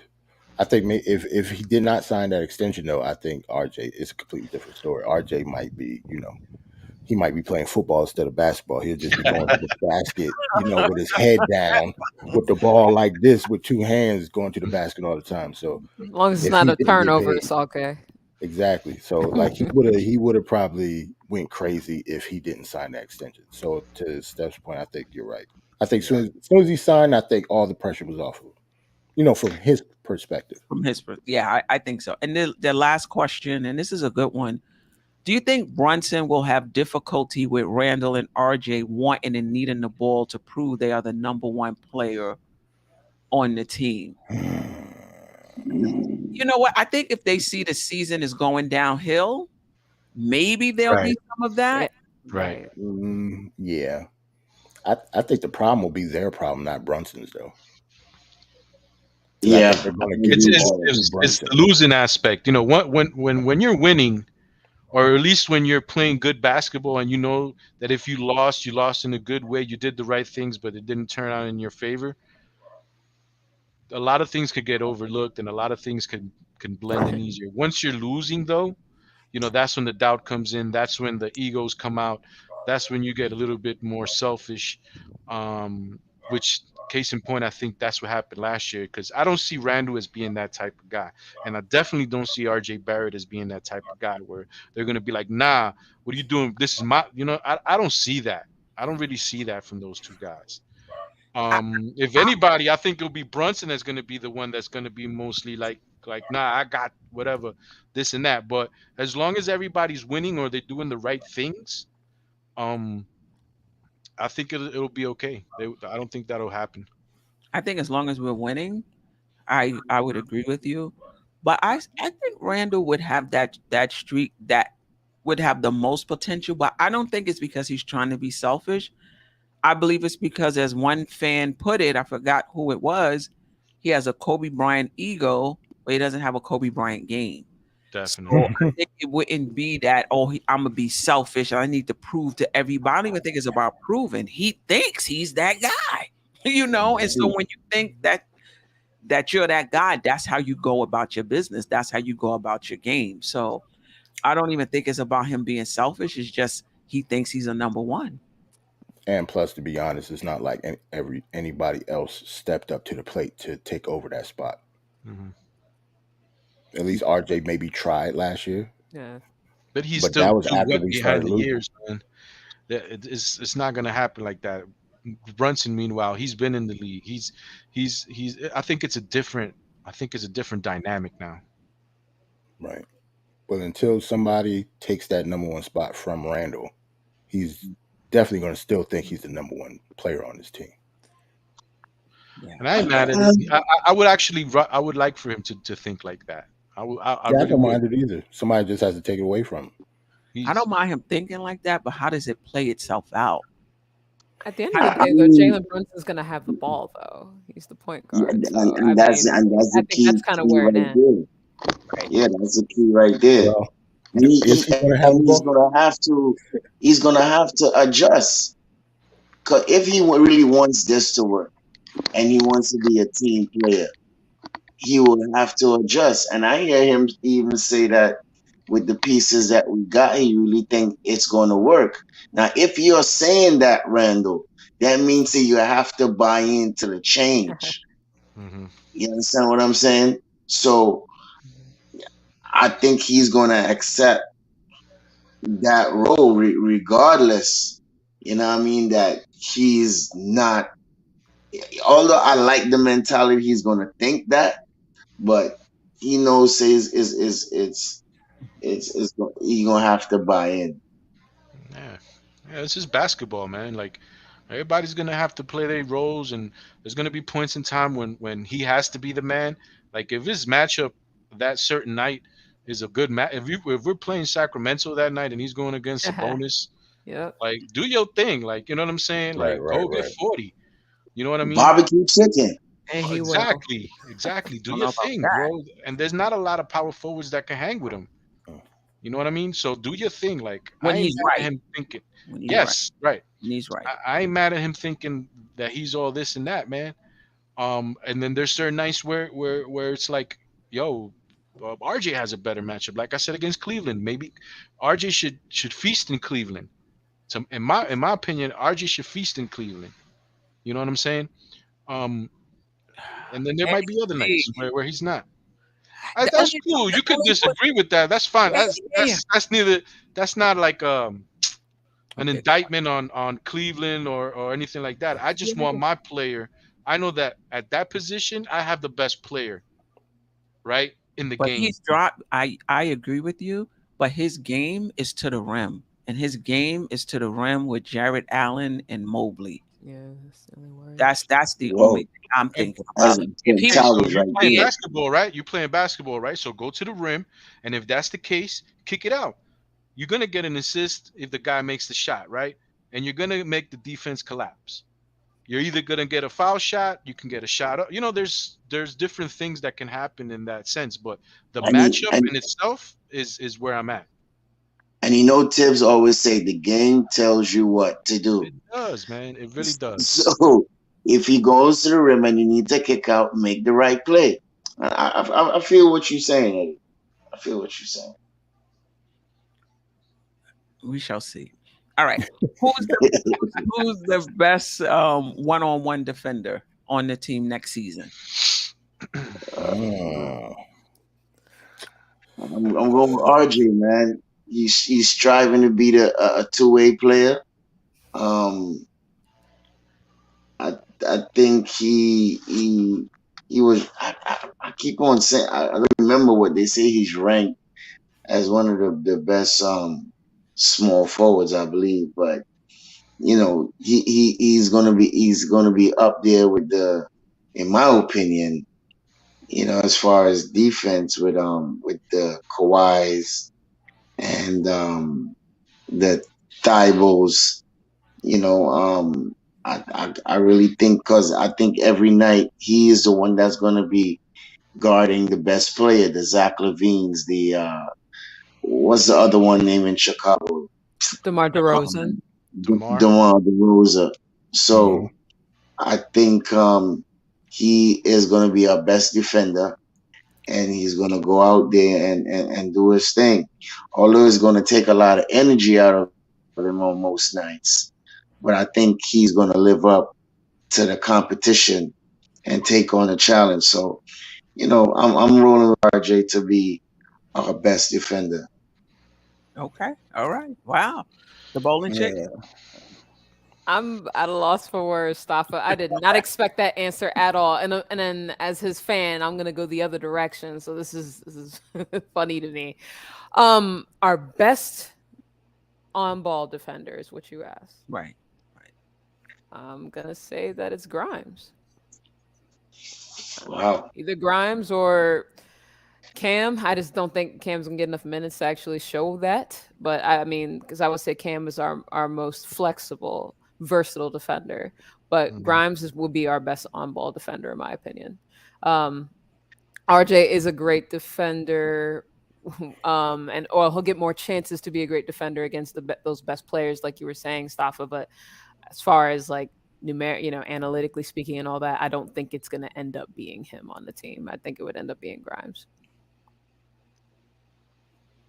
Yeah, I would agree. I would say Grimes as well. But Jarrell and Eddie C, who do you think will be our best one-on-one defender?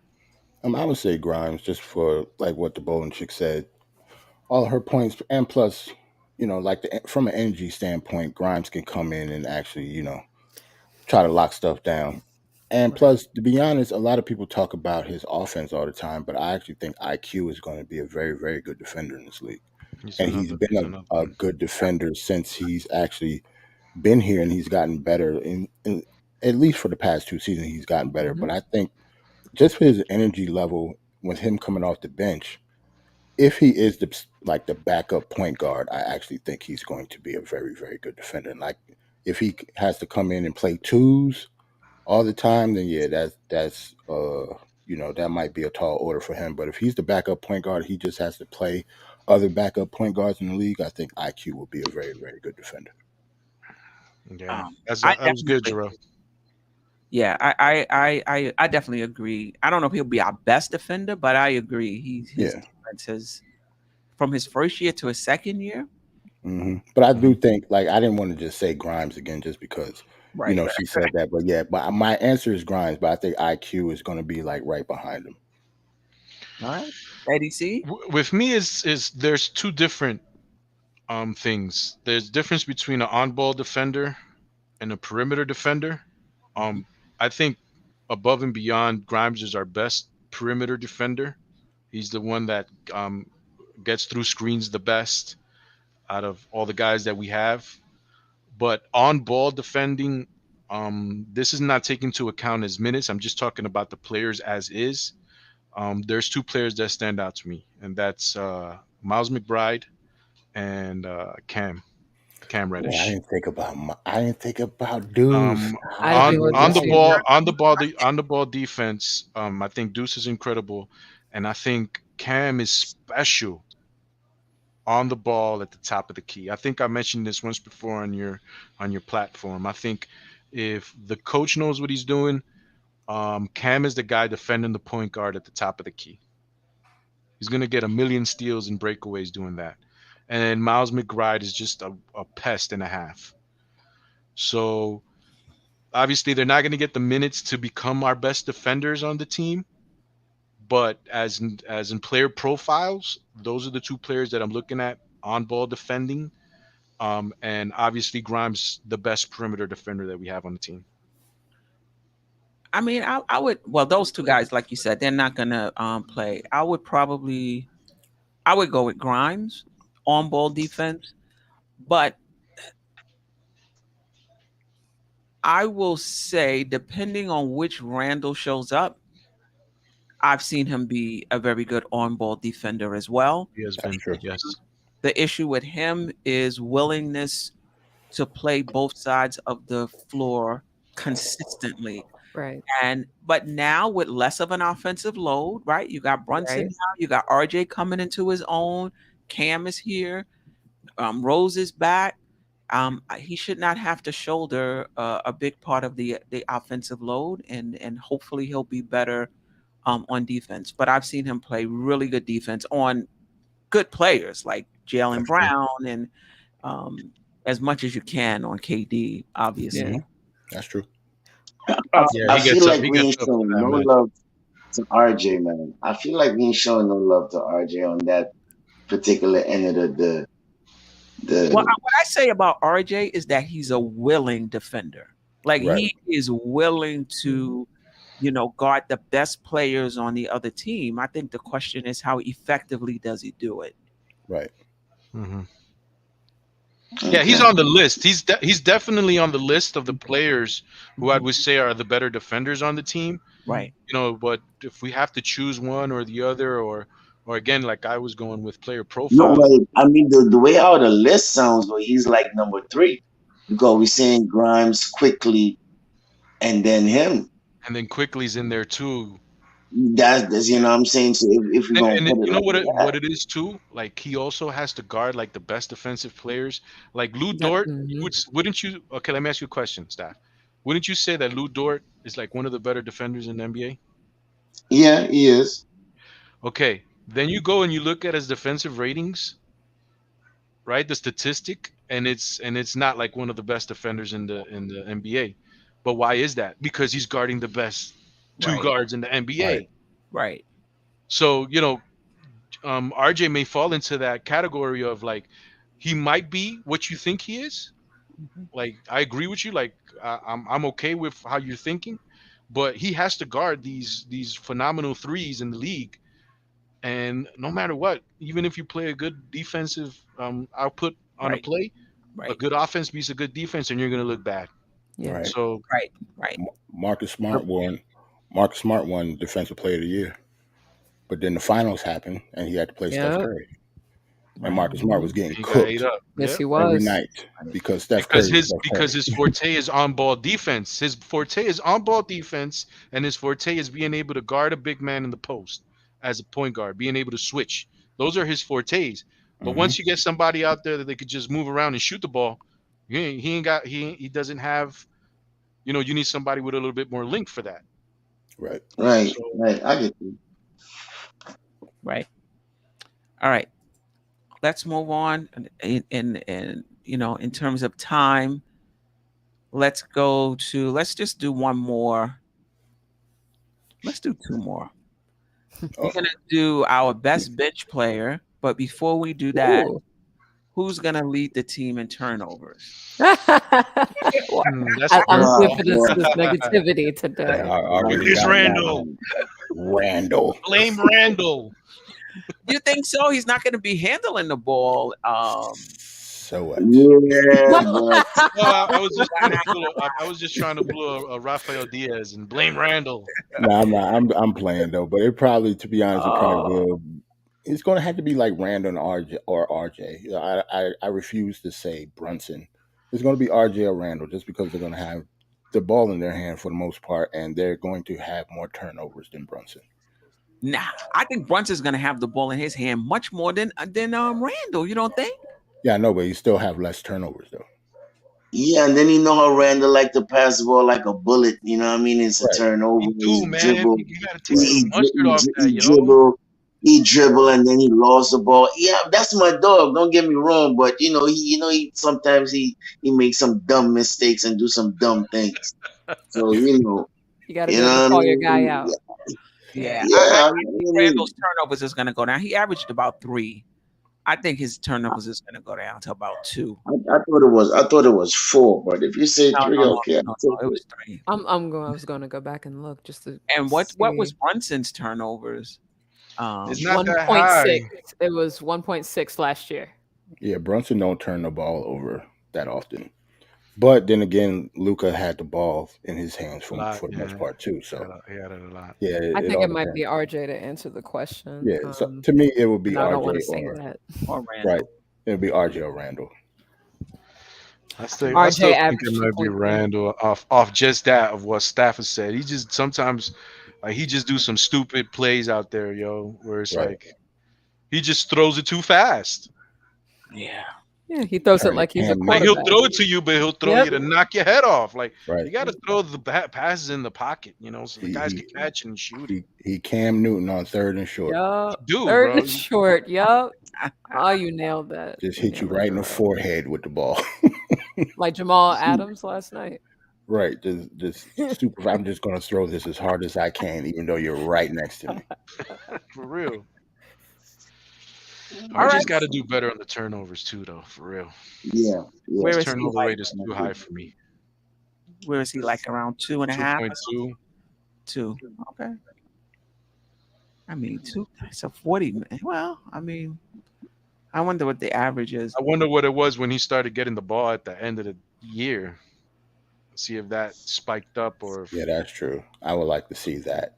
Right. Like, what was RJ's turnovers after like the New Year or after All-Star break? Maybe. That would be a good Like, question. I would definitely like to see that. yeah, he had like a The question 7. probably He had is a going to be 7 turnover game against Minnesota. Mm. He had a 6 turnover game before that Mm. against Charlotte. Oh yeah, definitely. It definitely took an uptick after the half. after the. Yeah. Right. Remember, he went from being a catch and shoot guy either catch and shoot or driving from the corner Right. to handling the ball and pretty much being all over, being used in pick and rolls and things of that sort. Yeah, there's a lot of fours out there. Yeah. All right, let's get to the last question. Who will be our best bench player? Who did This you is say? such a fun question. Yeah, this is interesting. I'm gonna go with Don't do IQ. it. I'm gonna go Yeah, IQ. IQ. I'm gonna go with IQ. Just because I think he's gonna put up more shots than Grimes. I think Grimes is coming off the bench. I would say Derrick Rose. I think Derrick Rose would probably be our best player if he actually played, but I don't have any faith in him playing, especially 82 games.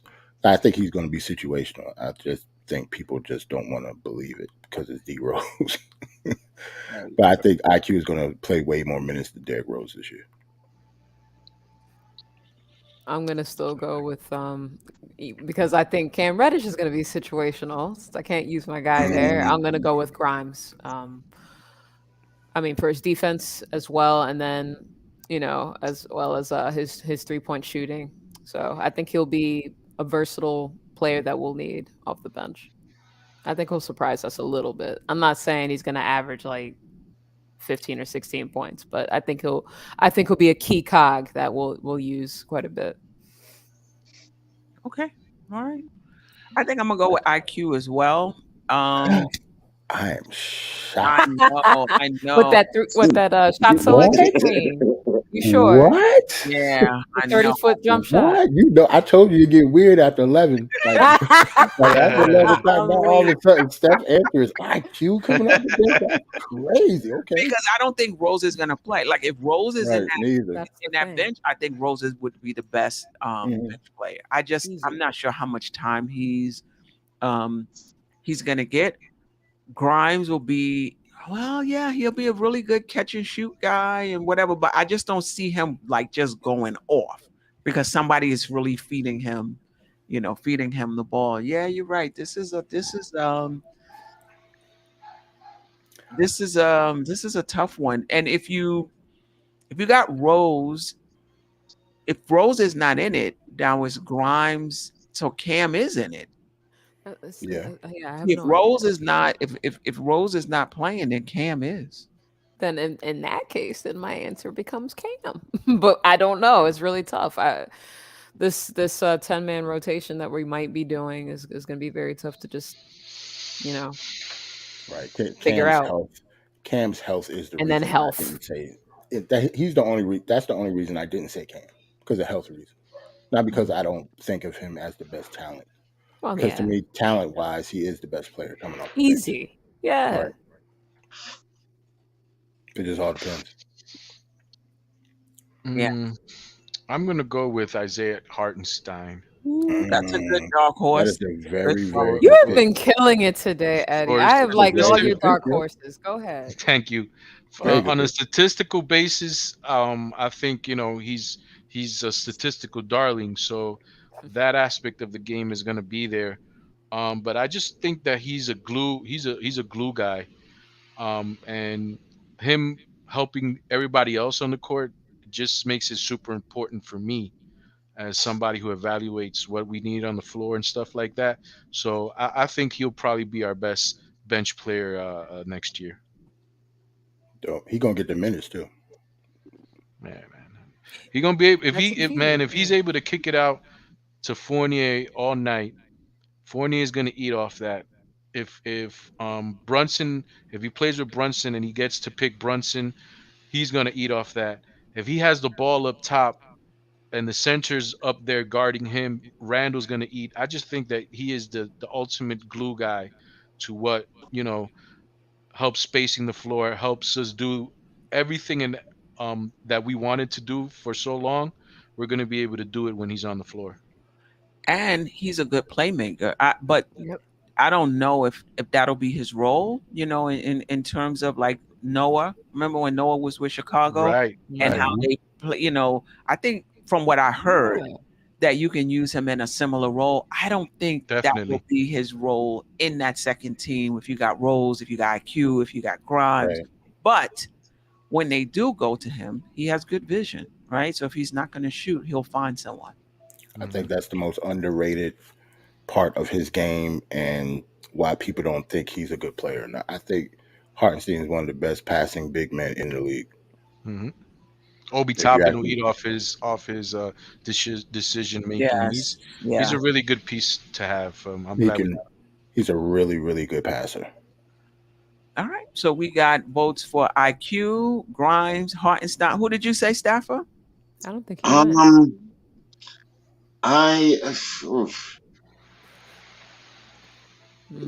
It's a tough question. It's a tough question. I really got two people, you know what I mean? One of them, you know, he's been leading the bench and scoring, which is IQ, but I really think Grimes is going to have a good season off the bench too. I really think so. You know, him adding more versatility to his game, going to the rim, you know, being a facilitator on the, you know, coming off the bench. I think he could be our sixth man. I mean, just as a team sixth man, not the league sixth man, but the team sixth man. So I'm still go with IQ, but I'm still leave some room for Grimes. I find it funny none of us said Obi. He came to mind, but I immediately dismissed it. Like, none of us had faith he doesn't have the opportunity, Jarrell. It's same as Cam. That's what I'm saying. He's. How are we going to get 20 minutes for him? I mean, I wouldn't say the opportunity, because he has been getting the opportunities. Just when you get the minutes, you got to use you got to do what you got to do within those minutes. So I wouldn't say opportunity, but he, in a sense, can't create his own shot. That's the downfall, right? Right. Right. Because even in the minutes that he gets, so I think that's why most of the panel didn't pick him. Right. Because even in the minutes that he gets, I'm not saying he's going to get a lot of minutes because he's, you know, going after Randall, but even in the minutes he gets, if he was good enough, you'll be able to tell if he was going to be a better player than IQ. Right, exactly. And since none of us picked him, that's telling.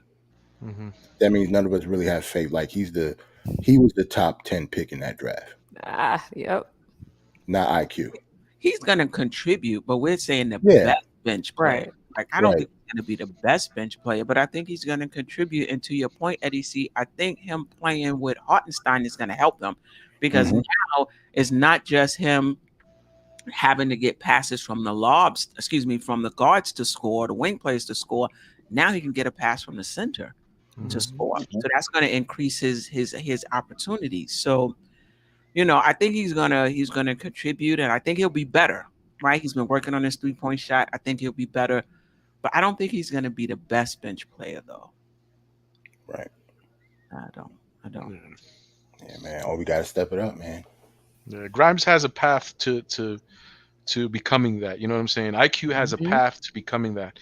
Hartenstein has a path to becoming that. There's no path for Obi with Randall there. You know, Cam is also. There's really not a path for Cam to get there. You know, they all have talent. They all can do their thing, but the opportunity will be lacking for them. With Cam, to me, is just I really think as with that now I would say opportunity, you know, but at the same time, I feel like he had his time. This is his 4th year now. I'm gonna keep on saying it. You know, he was in Atlanta.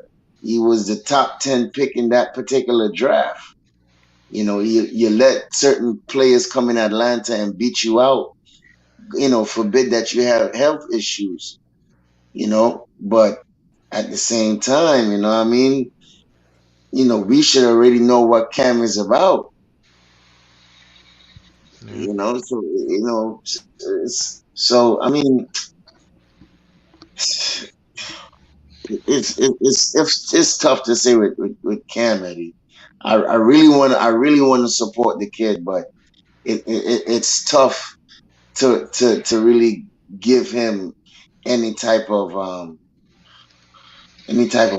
man. Yeah, I feel you. I also want to give the kid a chance. Out of everybody in this team, well, now that we have Brunson, right? The profile of player that we lack, hence the reason why we tried to draft somebody like Kevin Knox, was that jumbo, small forward, power forward, slasher, 3-and-D guy, and he was playing pretty well, but then again, that injury bug just came and snatched his opportunity away, because that lineup, we didn't even talk about Jericho Sims in this whole Because I don't think he's going podcast. to be in the rotation. No, he's not going to be in the rotation, but he's still somebody that does good things out there. He does. Like, out of the three centers, he might be the best at hedging on the defense, getting on the perimeter, being able to stay in front of a guard, go back to his man, and he still jumps out the gym higher than Obi Toppin probably. That is true. Right. So these players, but going back to Cam, he profiles as something that we desperately need. And when he had the chance to do it, he played well. That lineup with him, Cam Reddish when Obi Toppin was hurt, Miles McBride, Quentin Grimes, RJ Barrett, that lineup was deadly. Nobody was scoring on us. And then he goes and he got hurt, and we couldn't see the rest. We couldn't see the rest of it unfold. Yeah. So I'm hoping that we get a chance to see that again. I'm hoping that we get a chance to see that lineup in certain parts of the game, at least for 5 minutes of the game. Or hopefully we're blowing teams out and we put that lineup up and we just squeeze our opponent to death. Yeah. With a lineup like that. I'm here. So, let me ask you a question real quick. Do you think it's going to be in training camp is going to be a battle between Cam and Grimes? Nah, I think that battle, he's already lost that battle. I think why is that? Because if they would have saw anything from Grimes, we would have had reports of them being more amicable to giving Utah Grimes in those trades.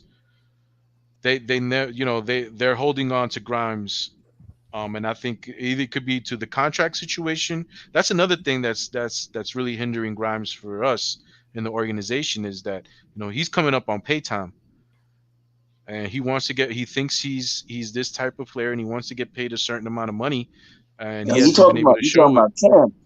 You talking about Cam? Yeah, I'm talking about Cam. Yeah. So that's another thing that hinders him.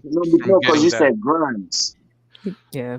No, Grimes, I said that he already has lost that battle. Like, he lost that battle before training camp even started. I think he has to find a new battle. I think his new battle has to be with either Obi Toppin or Evan Fournier or something like that. But yeah, the thing that's hindering him, and that also is a plus for Grimes, is Grimes is under control for 2 more years or 3 more years at $2 million. Right. Yep. That's a big factor. Yep. Okay.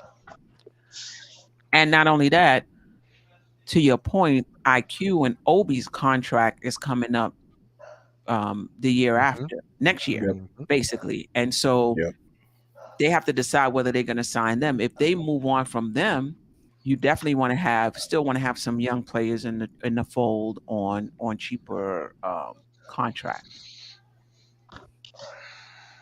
Well, there you have what's his name, Walt Perrin coming in, the draft genius. Because draft coming, he's going to draft the best players if we're not going to keep them. So I think that's why Leon Rose put a special team together. Yeah, I really like him too. I mean, that's another piece. If we draft another good kid in the Even with the Dallas pick, if we draft a good kid with the 25th, I think Dallas might regress this year. Actually, I don't know if they're going to be the same Dallas team as it was last year. Because Hopefully, of Brunson. They were just on fire. Like they were in a zone. You know what I mean? And I don't know if they lost somebody else too. They picked up payroll. Wood, right? Right, Christian Wood. Thank you. Yeah. But they got one of the highest payroll in the league too. The Dinwiddie and Luka and somebody else they signed with a big contract that's over there. So they're already over the luxury tax. Finney Smith, I think they re-signed Finney Smith. They did. Right. I think we're gonna end up trading all those picks for Joel Embiid. I like that. I don't know. Well, Jarrell, I'm talking about when they getting ready to sign Obi or quickly. If we keep them now, that's the what I mean. So that's what I'm looking at. If we don't, that's what I'm saying. That's why I mentioned Walt. Picking the right player, right? Just to replenish that. To replace that particular player if we don't, keep him or we trade him. All right, that makes sense. Like we're either going to trade Obi or IQ or trade those picks. Because if say we do draft, like we have 2 first-round picks, right? Who's going to be off the team? And then we still have Trevor Keels from this year. Right. Well, yeah, but he ain't going to be on the team. Yeah, he's a 2nd-round pick. So, right, and then Jokovitis is if we need to Joko, there's still we even got player. We have we're gonna have to consolidate somehow, some way. Exactly. Evan Fournier, package Evan Fournier with Cam to the Lakers for. That's a lot for the Lakers now. What they don't even. What can they give us? That is true. The 2027 and the 2029 picks is what they have available. How about some money? How about Russell Westbrook? Derrick Rose, you could put Derrick Rose in that package. And money might work. Yeah. That's true. They get a young player. They get a young player.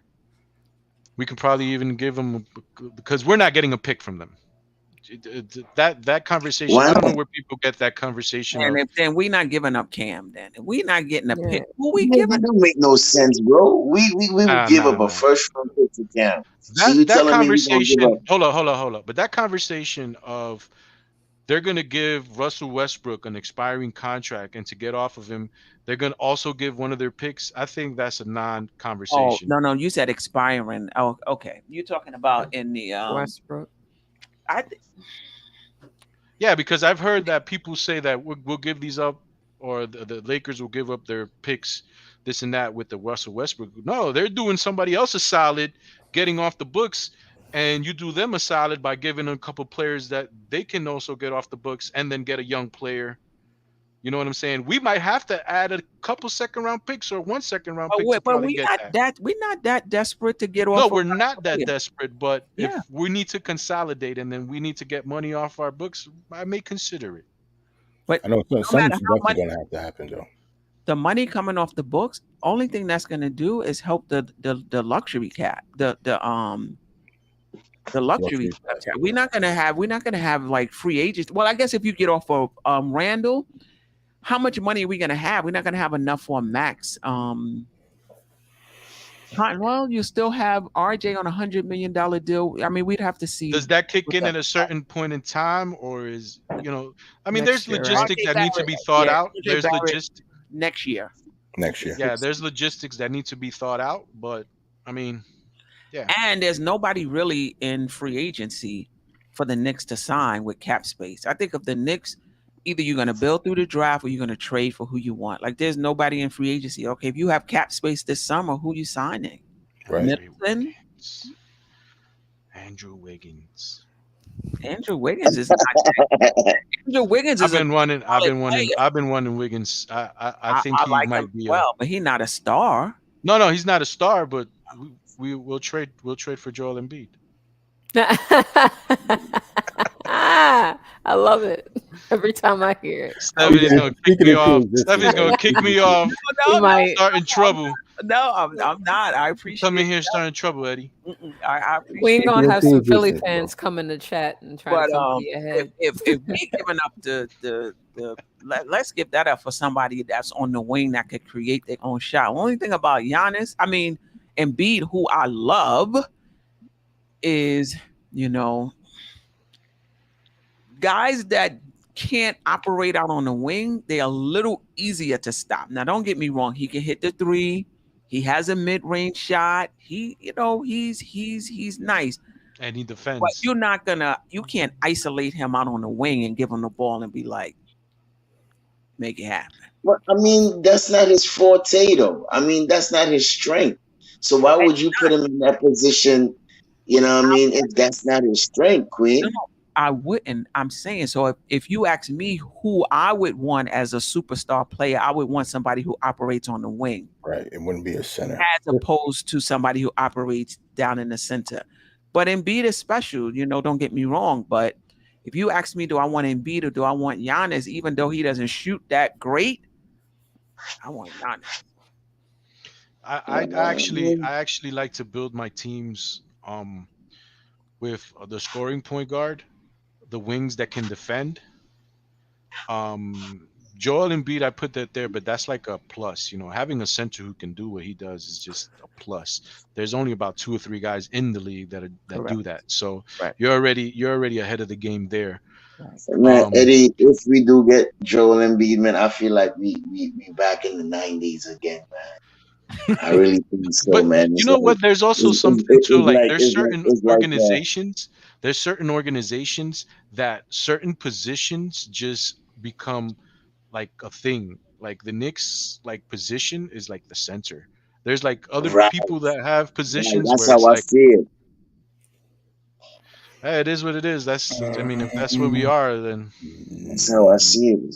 It'd be like the whole new Knicks again, but just in the 90s. We got a big man star center, and we got RJ at the wing coming like John Starks, and we just, what I mean. I would actually prefer it to be Joel Embiid, Andrew Wiggins at the 3, and Jalen Brunson at the point guard. Oh wow! And then get a lot of shooters around them. I'm about to say, yeah, that's a good champion. team if you can. To me, we going somewhere. Yeah, I don't know, just having your center as your best player, like in 2022 to win a championship, that's just not how people build teams anymore. Yeah. And in terms of like us having like the center position, other than Patrick Ewing and a couple other people, I don't know. We had Jerome James and all them too. Like we had a lot of we got Eddie Curry and like don't get me wrong. That's a blast from the past. Pat was the man for a while, but before and after Pat, it's not that many. Let's just say that. Centers for the New York Knicks that ended up being good. The Knicks are in a tough spot in terms of trying to construct a championship roster. You got to hope that somebody that's on the easiest path would be somebody that's on the roster right now becomes a franchise guy. That would be the easiest. And for the most part, you will almost have to bank that person is RJ. You would have to bank that. You have to at this point. Yeah. Yeah. That's by force. Starjet. Tsunami speaks. That is by force, not because we want, we think RJ going to be that dude, but it's just by force. We have to think that, if it's possible, he's going to be the one to make it possible. Right. Talking of RJ, let's transition into this really quick before we get out of here. Nice and that segue. Was nice segue. RJ Barrett's season ticket holders media event, right? I'm not going to say it was a presser because it wasn't. An evening with RJ Barrett. An evening with an evening with RJ Barrett. And basically that's what the Knicks have been doing lately, holding season ticket holder events. And then putting that out on Twitter or on YouTube so that we can see it. Did you guys get an opportunity to see it? Yes. Yeah, I watched it. It was I it was didn't pretty see good. it. I didn't see it. I'm Yeah. gonna go I ahead don't. and say It it. didn't pique my interest, to be honest with you. You didn't miss nothing. It was kind of trash. I'm pretty Nothing sure. really happened. And don't get me wrong, I'm not the type of person that actually think that they should, invite all of the media and all these questions supposed to be at RJ. I'm just saying they're supposed to do something better than what they did. They did pretty much just a meet and greet for season ticket holders.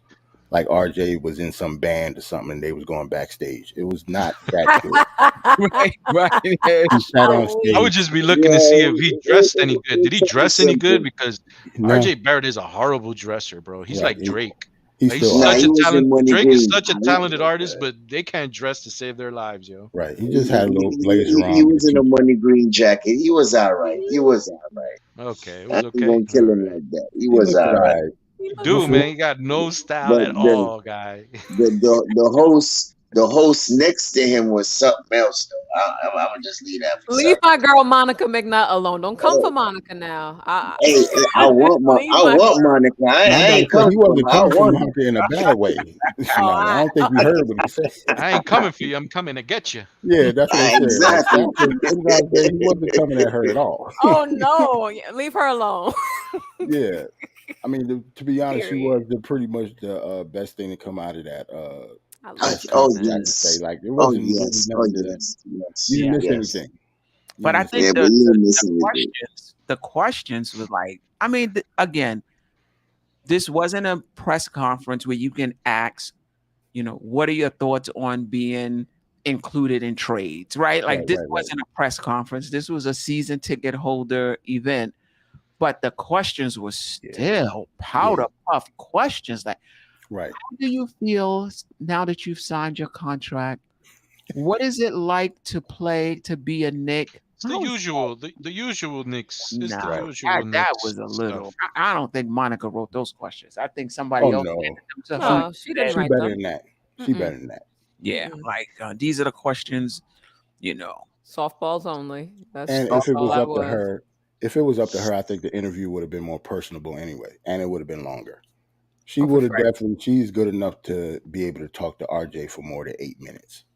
Yeah, it was Yeah. really short. They was like 4 questions. Some The from the numbers going season low ticket every holders, and the next thing you know, It was a wrap.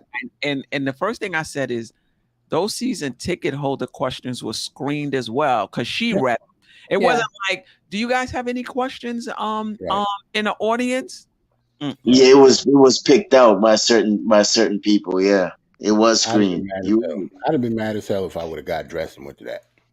Because it was really quick. Next thing you know, they said, okay, I said, Right.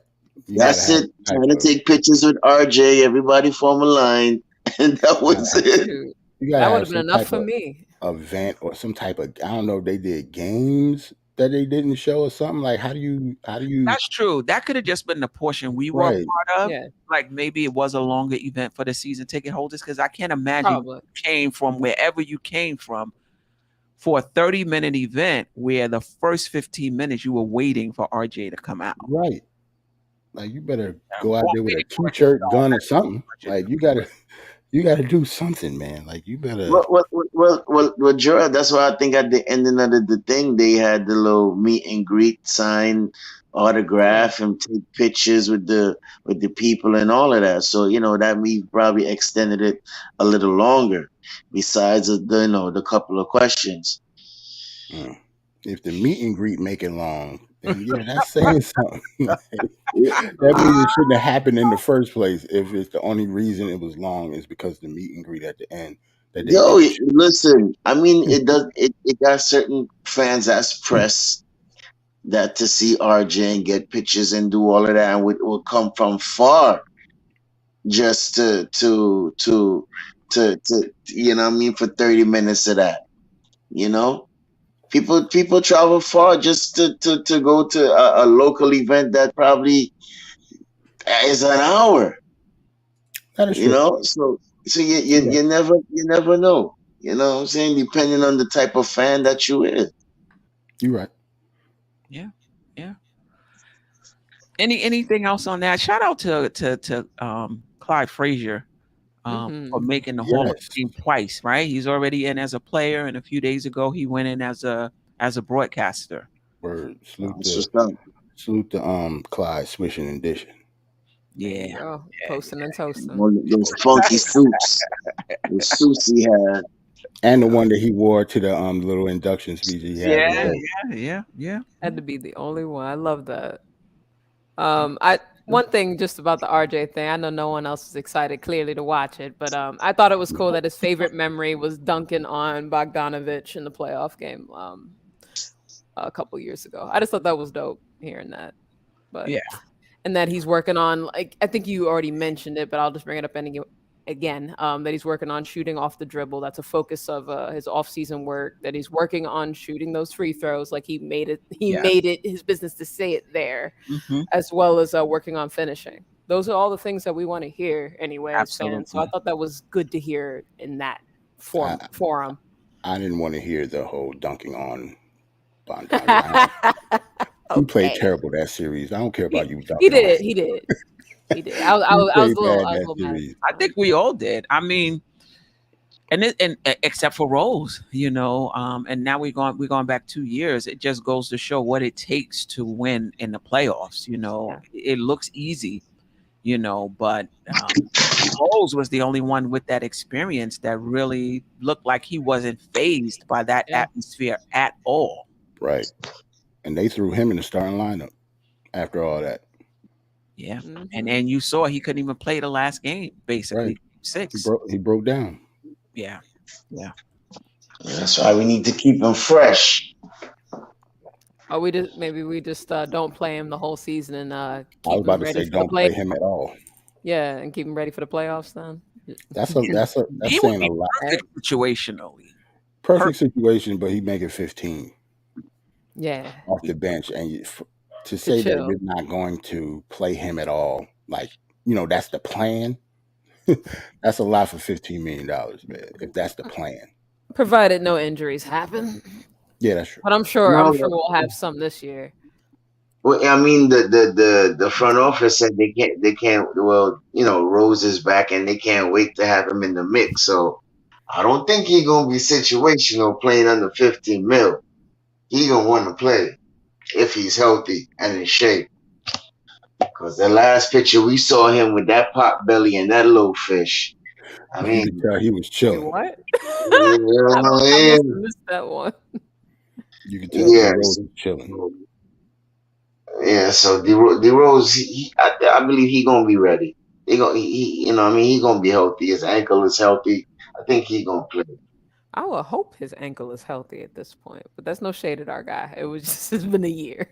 I don't know, man. He old now. Like, you're right. I don't know. Some of us, we get hurt. It takes a little bit. You know what I'm saying? Like when we get old, they don't. Right. All of us. Right. Once you after like 32, 33 years old, he goes a little bit downhill now. I'm starting to experience it already, so I feel y'all. I'm about to say that bowl elbow ain't gonna feel the same after stop it. I got plantar fasciitis in my feet, y'all. I'm a runner and I can't run. I haven't run for 3 months. I had that one time. I had that when I was a kid, like around 11, 12. Wow. It took like 6 months. And I was a kid. And Not 6 months. It took like 6 months to get away. Yo, and it's a weird injury because you can play on it. You can do basically everything, but once you finish, that's when it starts hurting. Yeah, when I was doing like my runs, like I would feel it in the first mile or two, and I would just power through it. I mean, I was running like 5 or 6 miles a day, but But my wife runs around. She runs around 10 kilometers, so it is that 10 kilometers. Yeah, 6 and 6.25. Yeah, 6.25. She does that. That's cool, man. I'm sorry, y'all. Yeah, well, we have digressed a few times. That's totally all right. My fault, Staf. No, it's totally fine. Any last words? Shout out to he's always being I love to be on the show. Every Tuesday we always bring that fire. Welcome Eddie Heat on a Tuesday. Yeah, You, appreciate you, Thank you, you, sir. yeah, man, you did it tonight, bro. You know what I mean? So Man, I salute appreciate to it. you. Yeah, come back again, man, and salute to the chat. Queen, you already know, is always love. Jarrell, the bowling chick. We gonna win again next week. Don't worry about it. So we good. We I shall ain't see. stressed out yet. It's too early. Who y'all play? Shut up. No, I really don't know who Oh, y'all play. snap. I really I don't thought know. you were. I thought you were ready. I wasn't jabbing. I wasn't jabbing yet. I wasn't jabbing yet. It's the Browns. I'll let you know right now. Okay. Oh man, playing the It's gonna. Browns. Huh? Yeah, it's gonna be interesting. Yeah, salute to I everybody don't in think we're chat. gonna get blown out though. Yeah, Let me salute to see. I'll tell everybody. you that's 6. Got the Browns -6. But I don't think I they'll already. come. I already I took think the they'll keep points. it closer than that. I All think the right, Jets all will right. keep it closer Let's than get that. off the air and we can finish with I know, right? all of this. Eddie, come on my podcast. Salute yo. to those in the chat. Salute to Eddie C, Staffer, the bowling chick. I am Jarrell. Always appreciate you rocking on Dope Soul Sports Talk. Remember to subscribe to I am Jarrell's Die Hard Giants podcast. You could just Google that and find it. I asked them to drop the link. They'll be prepared the next time. No, you know what it is? We can't drop links. Mine, You have to man. be you have to make us mods because if we drop a link, they can't click it unless you're a Right. mod. But that's true. Just cut and paste it. Ain't that hard? That is You true. know, just cutting because That is true. Hold on now. even when I drop my link for whatever reason, it's don't not do it. Yeah, but you when have to I'm be on a somebody mod. else's channel. When I'm on somebody else, you have to be a mod for it to be a high. Oh, I see. I got you. Yep, you gotta be a mod regardless. Or you can probably put it in the.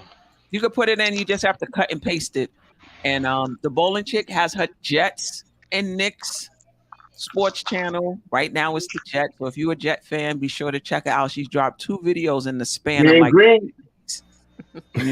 So be sure to check her out. The audio is nice and crispy, just like it was today. She upgraded. Got a new laptop just for y'all. New laptop, new headphones, all that. Come visit me at Tsunami Speaks. Once you become a content creator of any sort, you need to have the right equipment. So no doubt about it's it. part of the deal. Yeah, it was worth it. No doubt about it. Eddie C is all love, even if we don't agree. Right? It's all love. For sure. I just want to say one thing before I leave. Yeah. Jalen Brunson, All-Star this year. Woo! I hope you're right. I wish I could bet that. Book it. I wish I could bet And that. you know what? It'll be plus a lot. Yeah. If he becomes an all-star, we might be 6, 7 seed. Like if he's playing on that level where he's an all-star, that means the Knicks are playing very well. Playing good ball. Right? Yes, sir. I can see it. Especially with that being our big signing this year. So just even the fans might be more willing to vote him in if he balls out as a starter. Yeah, see, Steph, I actually went on my Giants channel and actually put it in the chat. Like it's not showing up, at least not on my end. Oh, see, I posted it and I didn't check to see what Right, that's what I'm saying. earlier. I think like even if you're not a mod, I don't even know if the link will show up. Like my comment isn't even showing up on there, but on YouTube it does. Like on my end, it does. Really? Yeah, it's weird, man. I don't see it here either. Yeah, I don't. Right, and I posted it from the Die Hard Giants live channel and everything. I'm gonna try. But usually, the best way to get it is where you go to where you created your channel, and you go to customize, and there's a copy and paste right next to your name, right next to it. That will, if you do it that way, it should go in. But if you're taking it from the browser, it may not. Oh, I see what you're talking about. Let me see. You see those 2 little squares next to it? If you copy channel that, URL, copy that and put it in the chat, it'll come up. But it won't be hyperlinked though. But they can cut and paste it. Yeah, talk about not being prepared. You were definitely right. I didn't know I had to do homework in order to do this. You're talking to the queen, man. You're talking to the queen, Jarrell. Just to put a link in the chat. Where it says customized channel. You go into where it says customized channel, and then if you then go to basic info, and then when you scroll down, you'll see your channel URL. Look And at then you. you just click that and put it in. And when you get up to 100 subscribers, you can customize that, so it won't be so long. Right. I know. Customize it afterwards. But anyway, to the chat, I appreciate y'all rocking with us. We getting all technical. We get into other stuff that we probably could be doing offline. So, Oh man. I put it in again just in case. So. Oh, you put it in? Yeah, we'll see. Because I just Quiet Money, I appreciate you. Are you going to be at the game? I know you were there last season, the first NBK. For those who are interested, there's only a few tickets left, if that many. We're going to the opening night game at Madison Square Garden against the Detroit Pistons, October 21st, I believe. And Sim is selling tickets to that. But listen, even if you're not coming to the game, we're doing a pregame live podcast at Legends.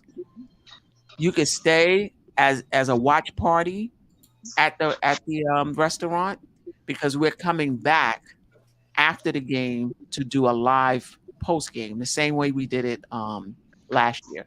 So even if you don't go to the game, you could just have a watch party right there at Legends.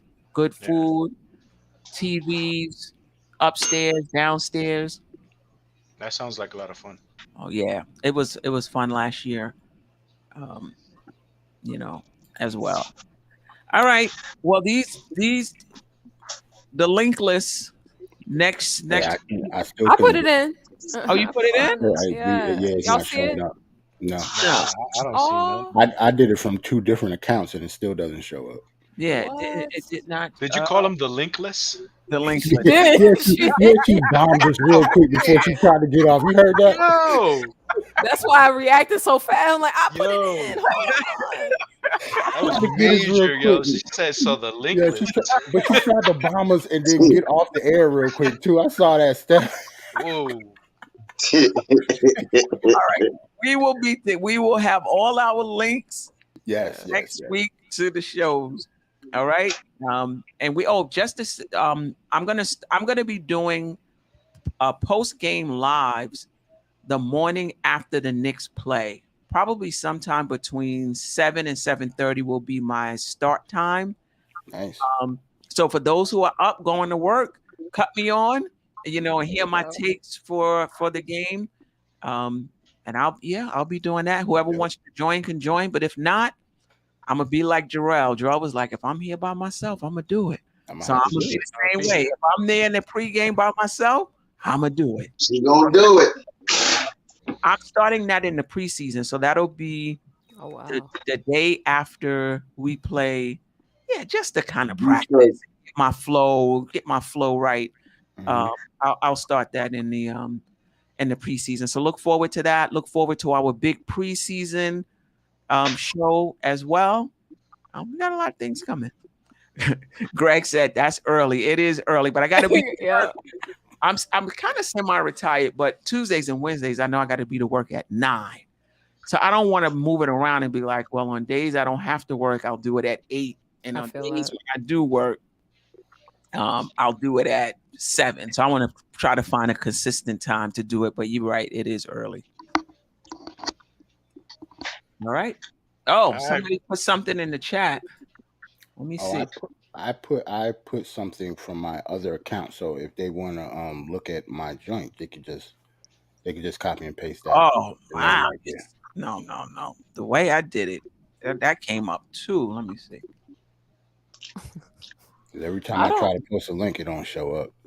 I don't even see what you put in. I didn't put it in yet. Oh, there we go. There we go. This is the Bowling Chicks link. I appreciate you. To her channel. Look, she put it in the private chat, so that's why I did. I wanted to make sure Eddie and Staf saw it. I didn't know if y'all subscribed. So that's the link to the Bowling Chicks. Now we got workaround. Jets channel. All right. We got troubleshooting now. Come on, gotta get with the program. We'll do a tutorial for Jarrell, and we'll have his link next week. I'm waiting. Oh my God. We'll have his link next week. I appreciate you guys. I appreciate you, Steph. Have a good night, fellas. All right. Peace out. All right, Eddie. Peace. See y'all later. Peace. All right. I think I got Let me just put. You can tell we rookies though. Look how long the links are though. Right. Yo, I was looking at how long it no, takes for us to get our to change our handle. It's gonna be a little minute. Yeah, we almost out of here. I just want to get Jarrell's up as well. Thank you. There we go. Yeah, that term paper of a link that they give us. Term paper. Yeah. So the second links I'm sending out now is to Jarrell's Giants channel, Die Hard Knicks. Yeah, the undefeated. Die Hard Giants. Die Hard Giants Live. It's the team that's undefeated right now. We want to know. So salute to the Jets. Oh Lord. Oh Lord. Those are the links that I spammed. All right, we are out of here. I appreciate you guys. Boy, Tuesday, 9:00.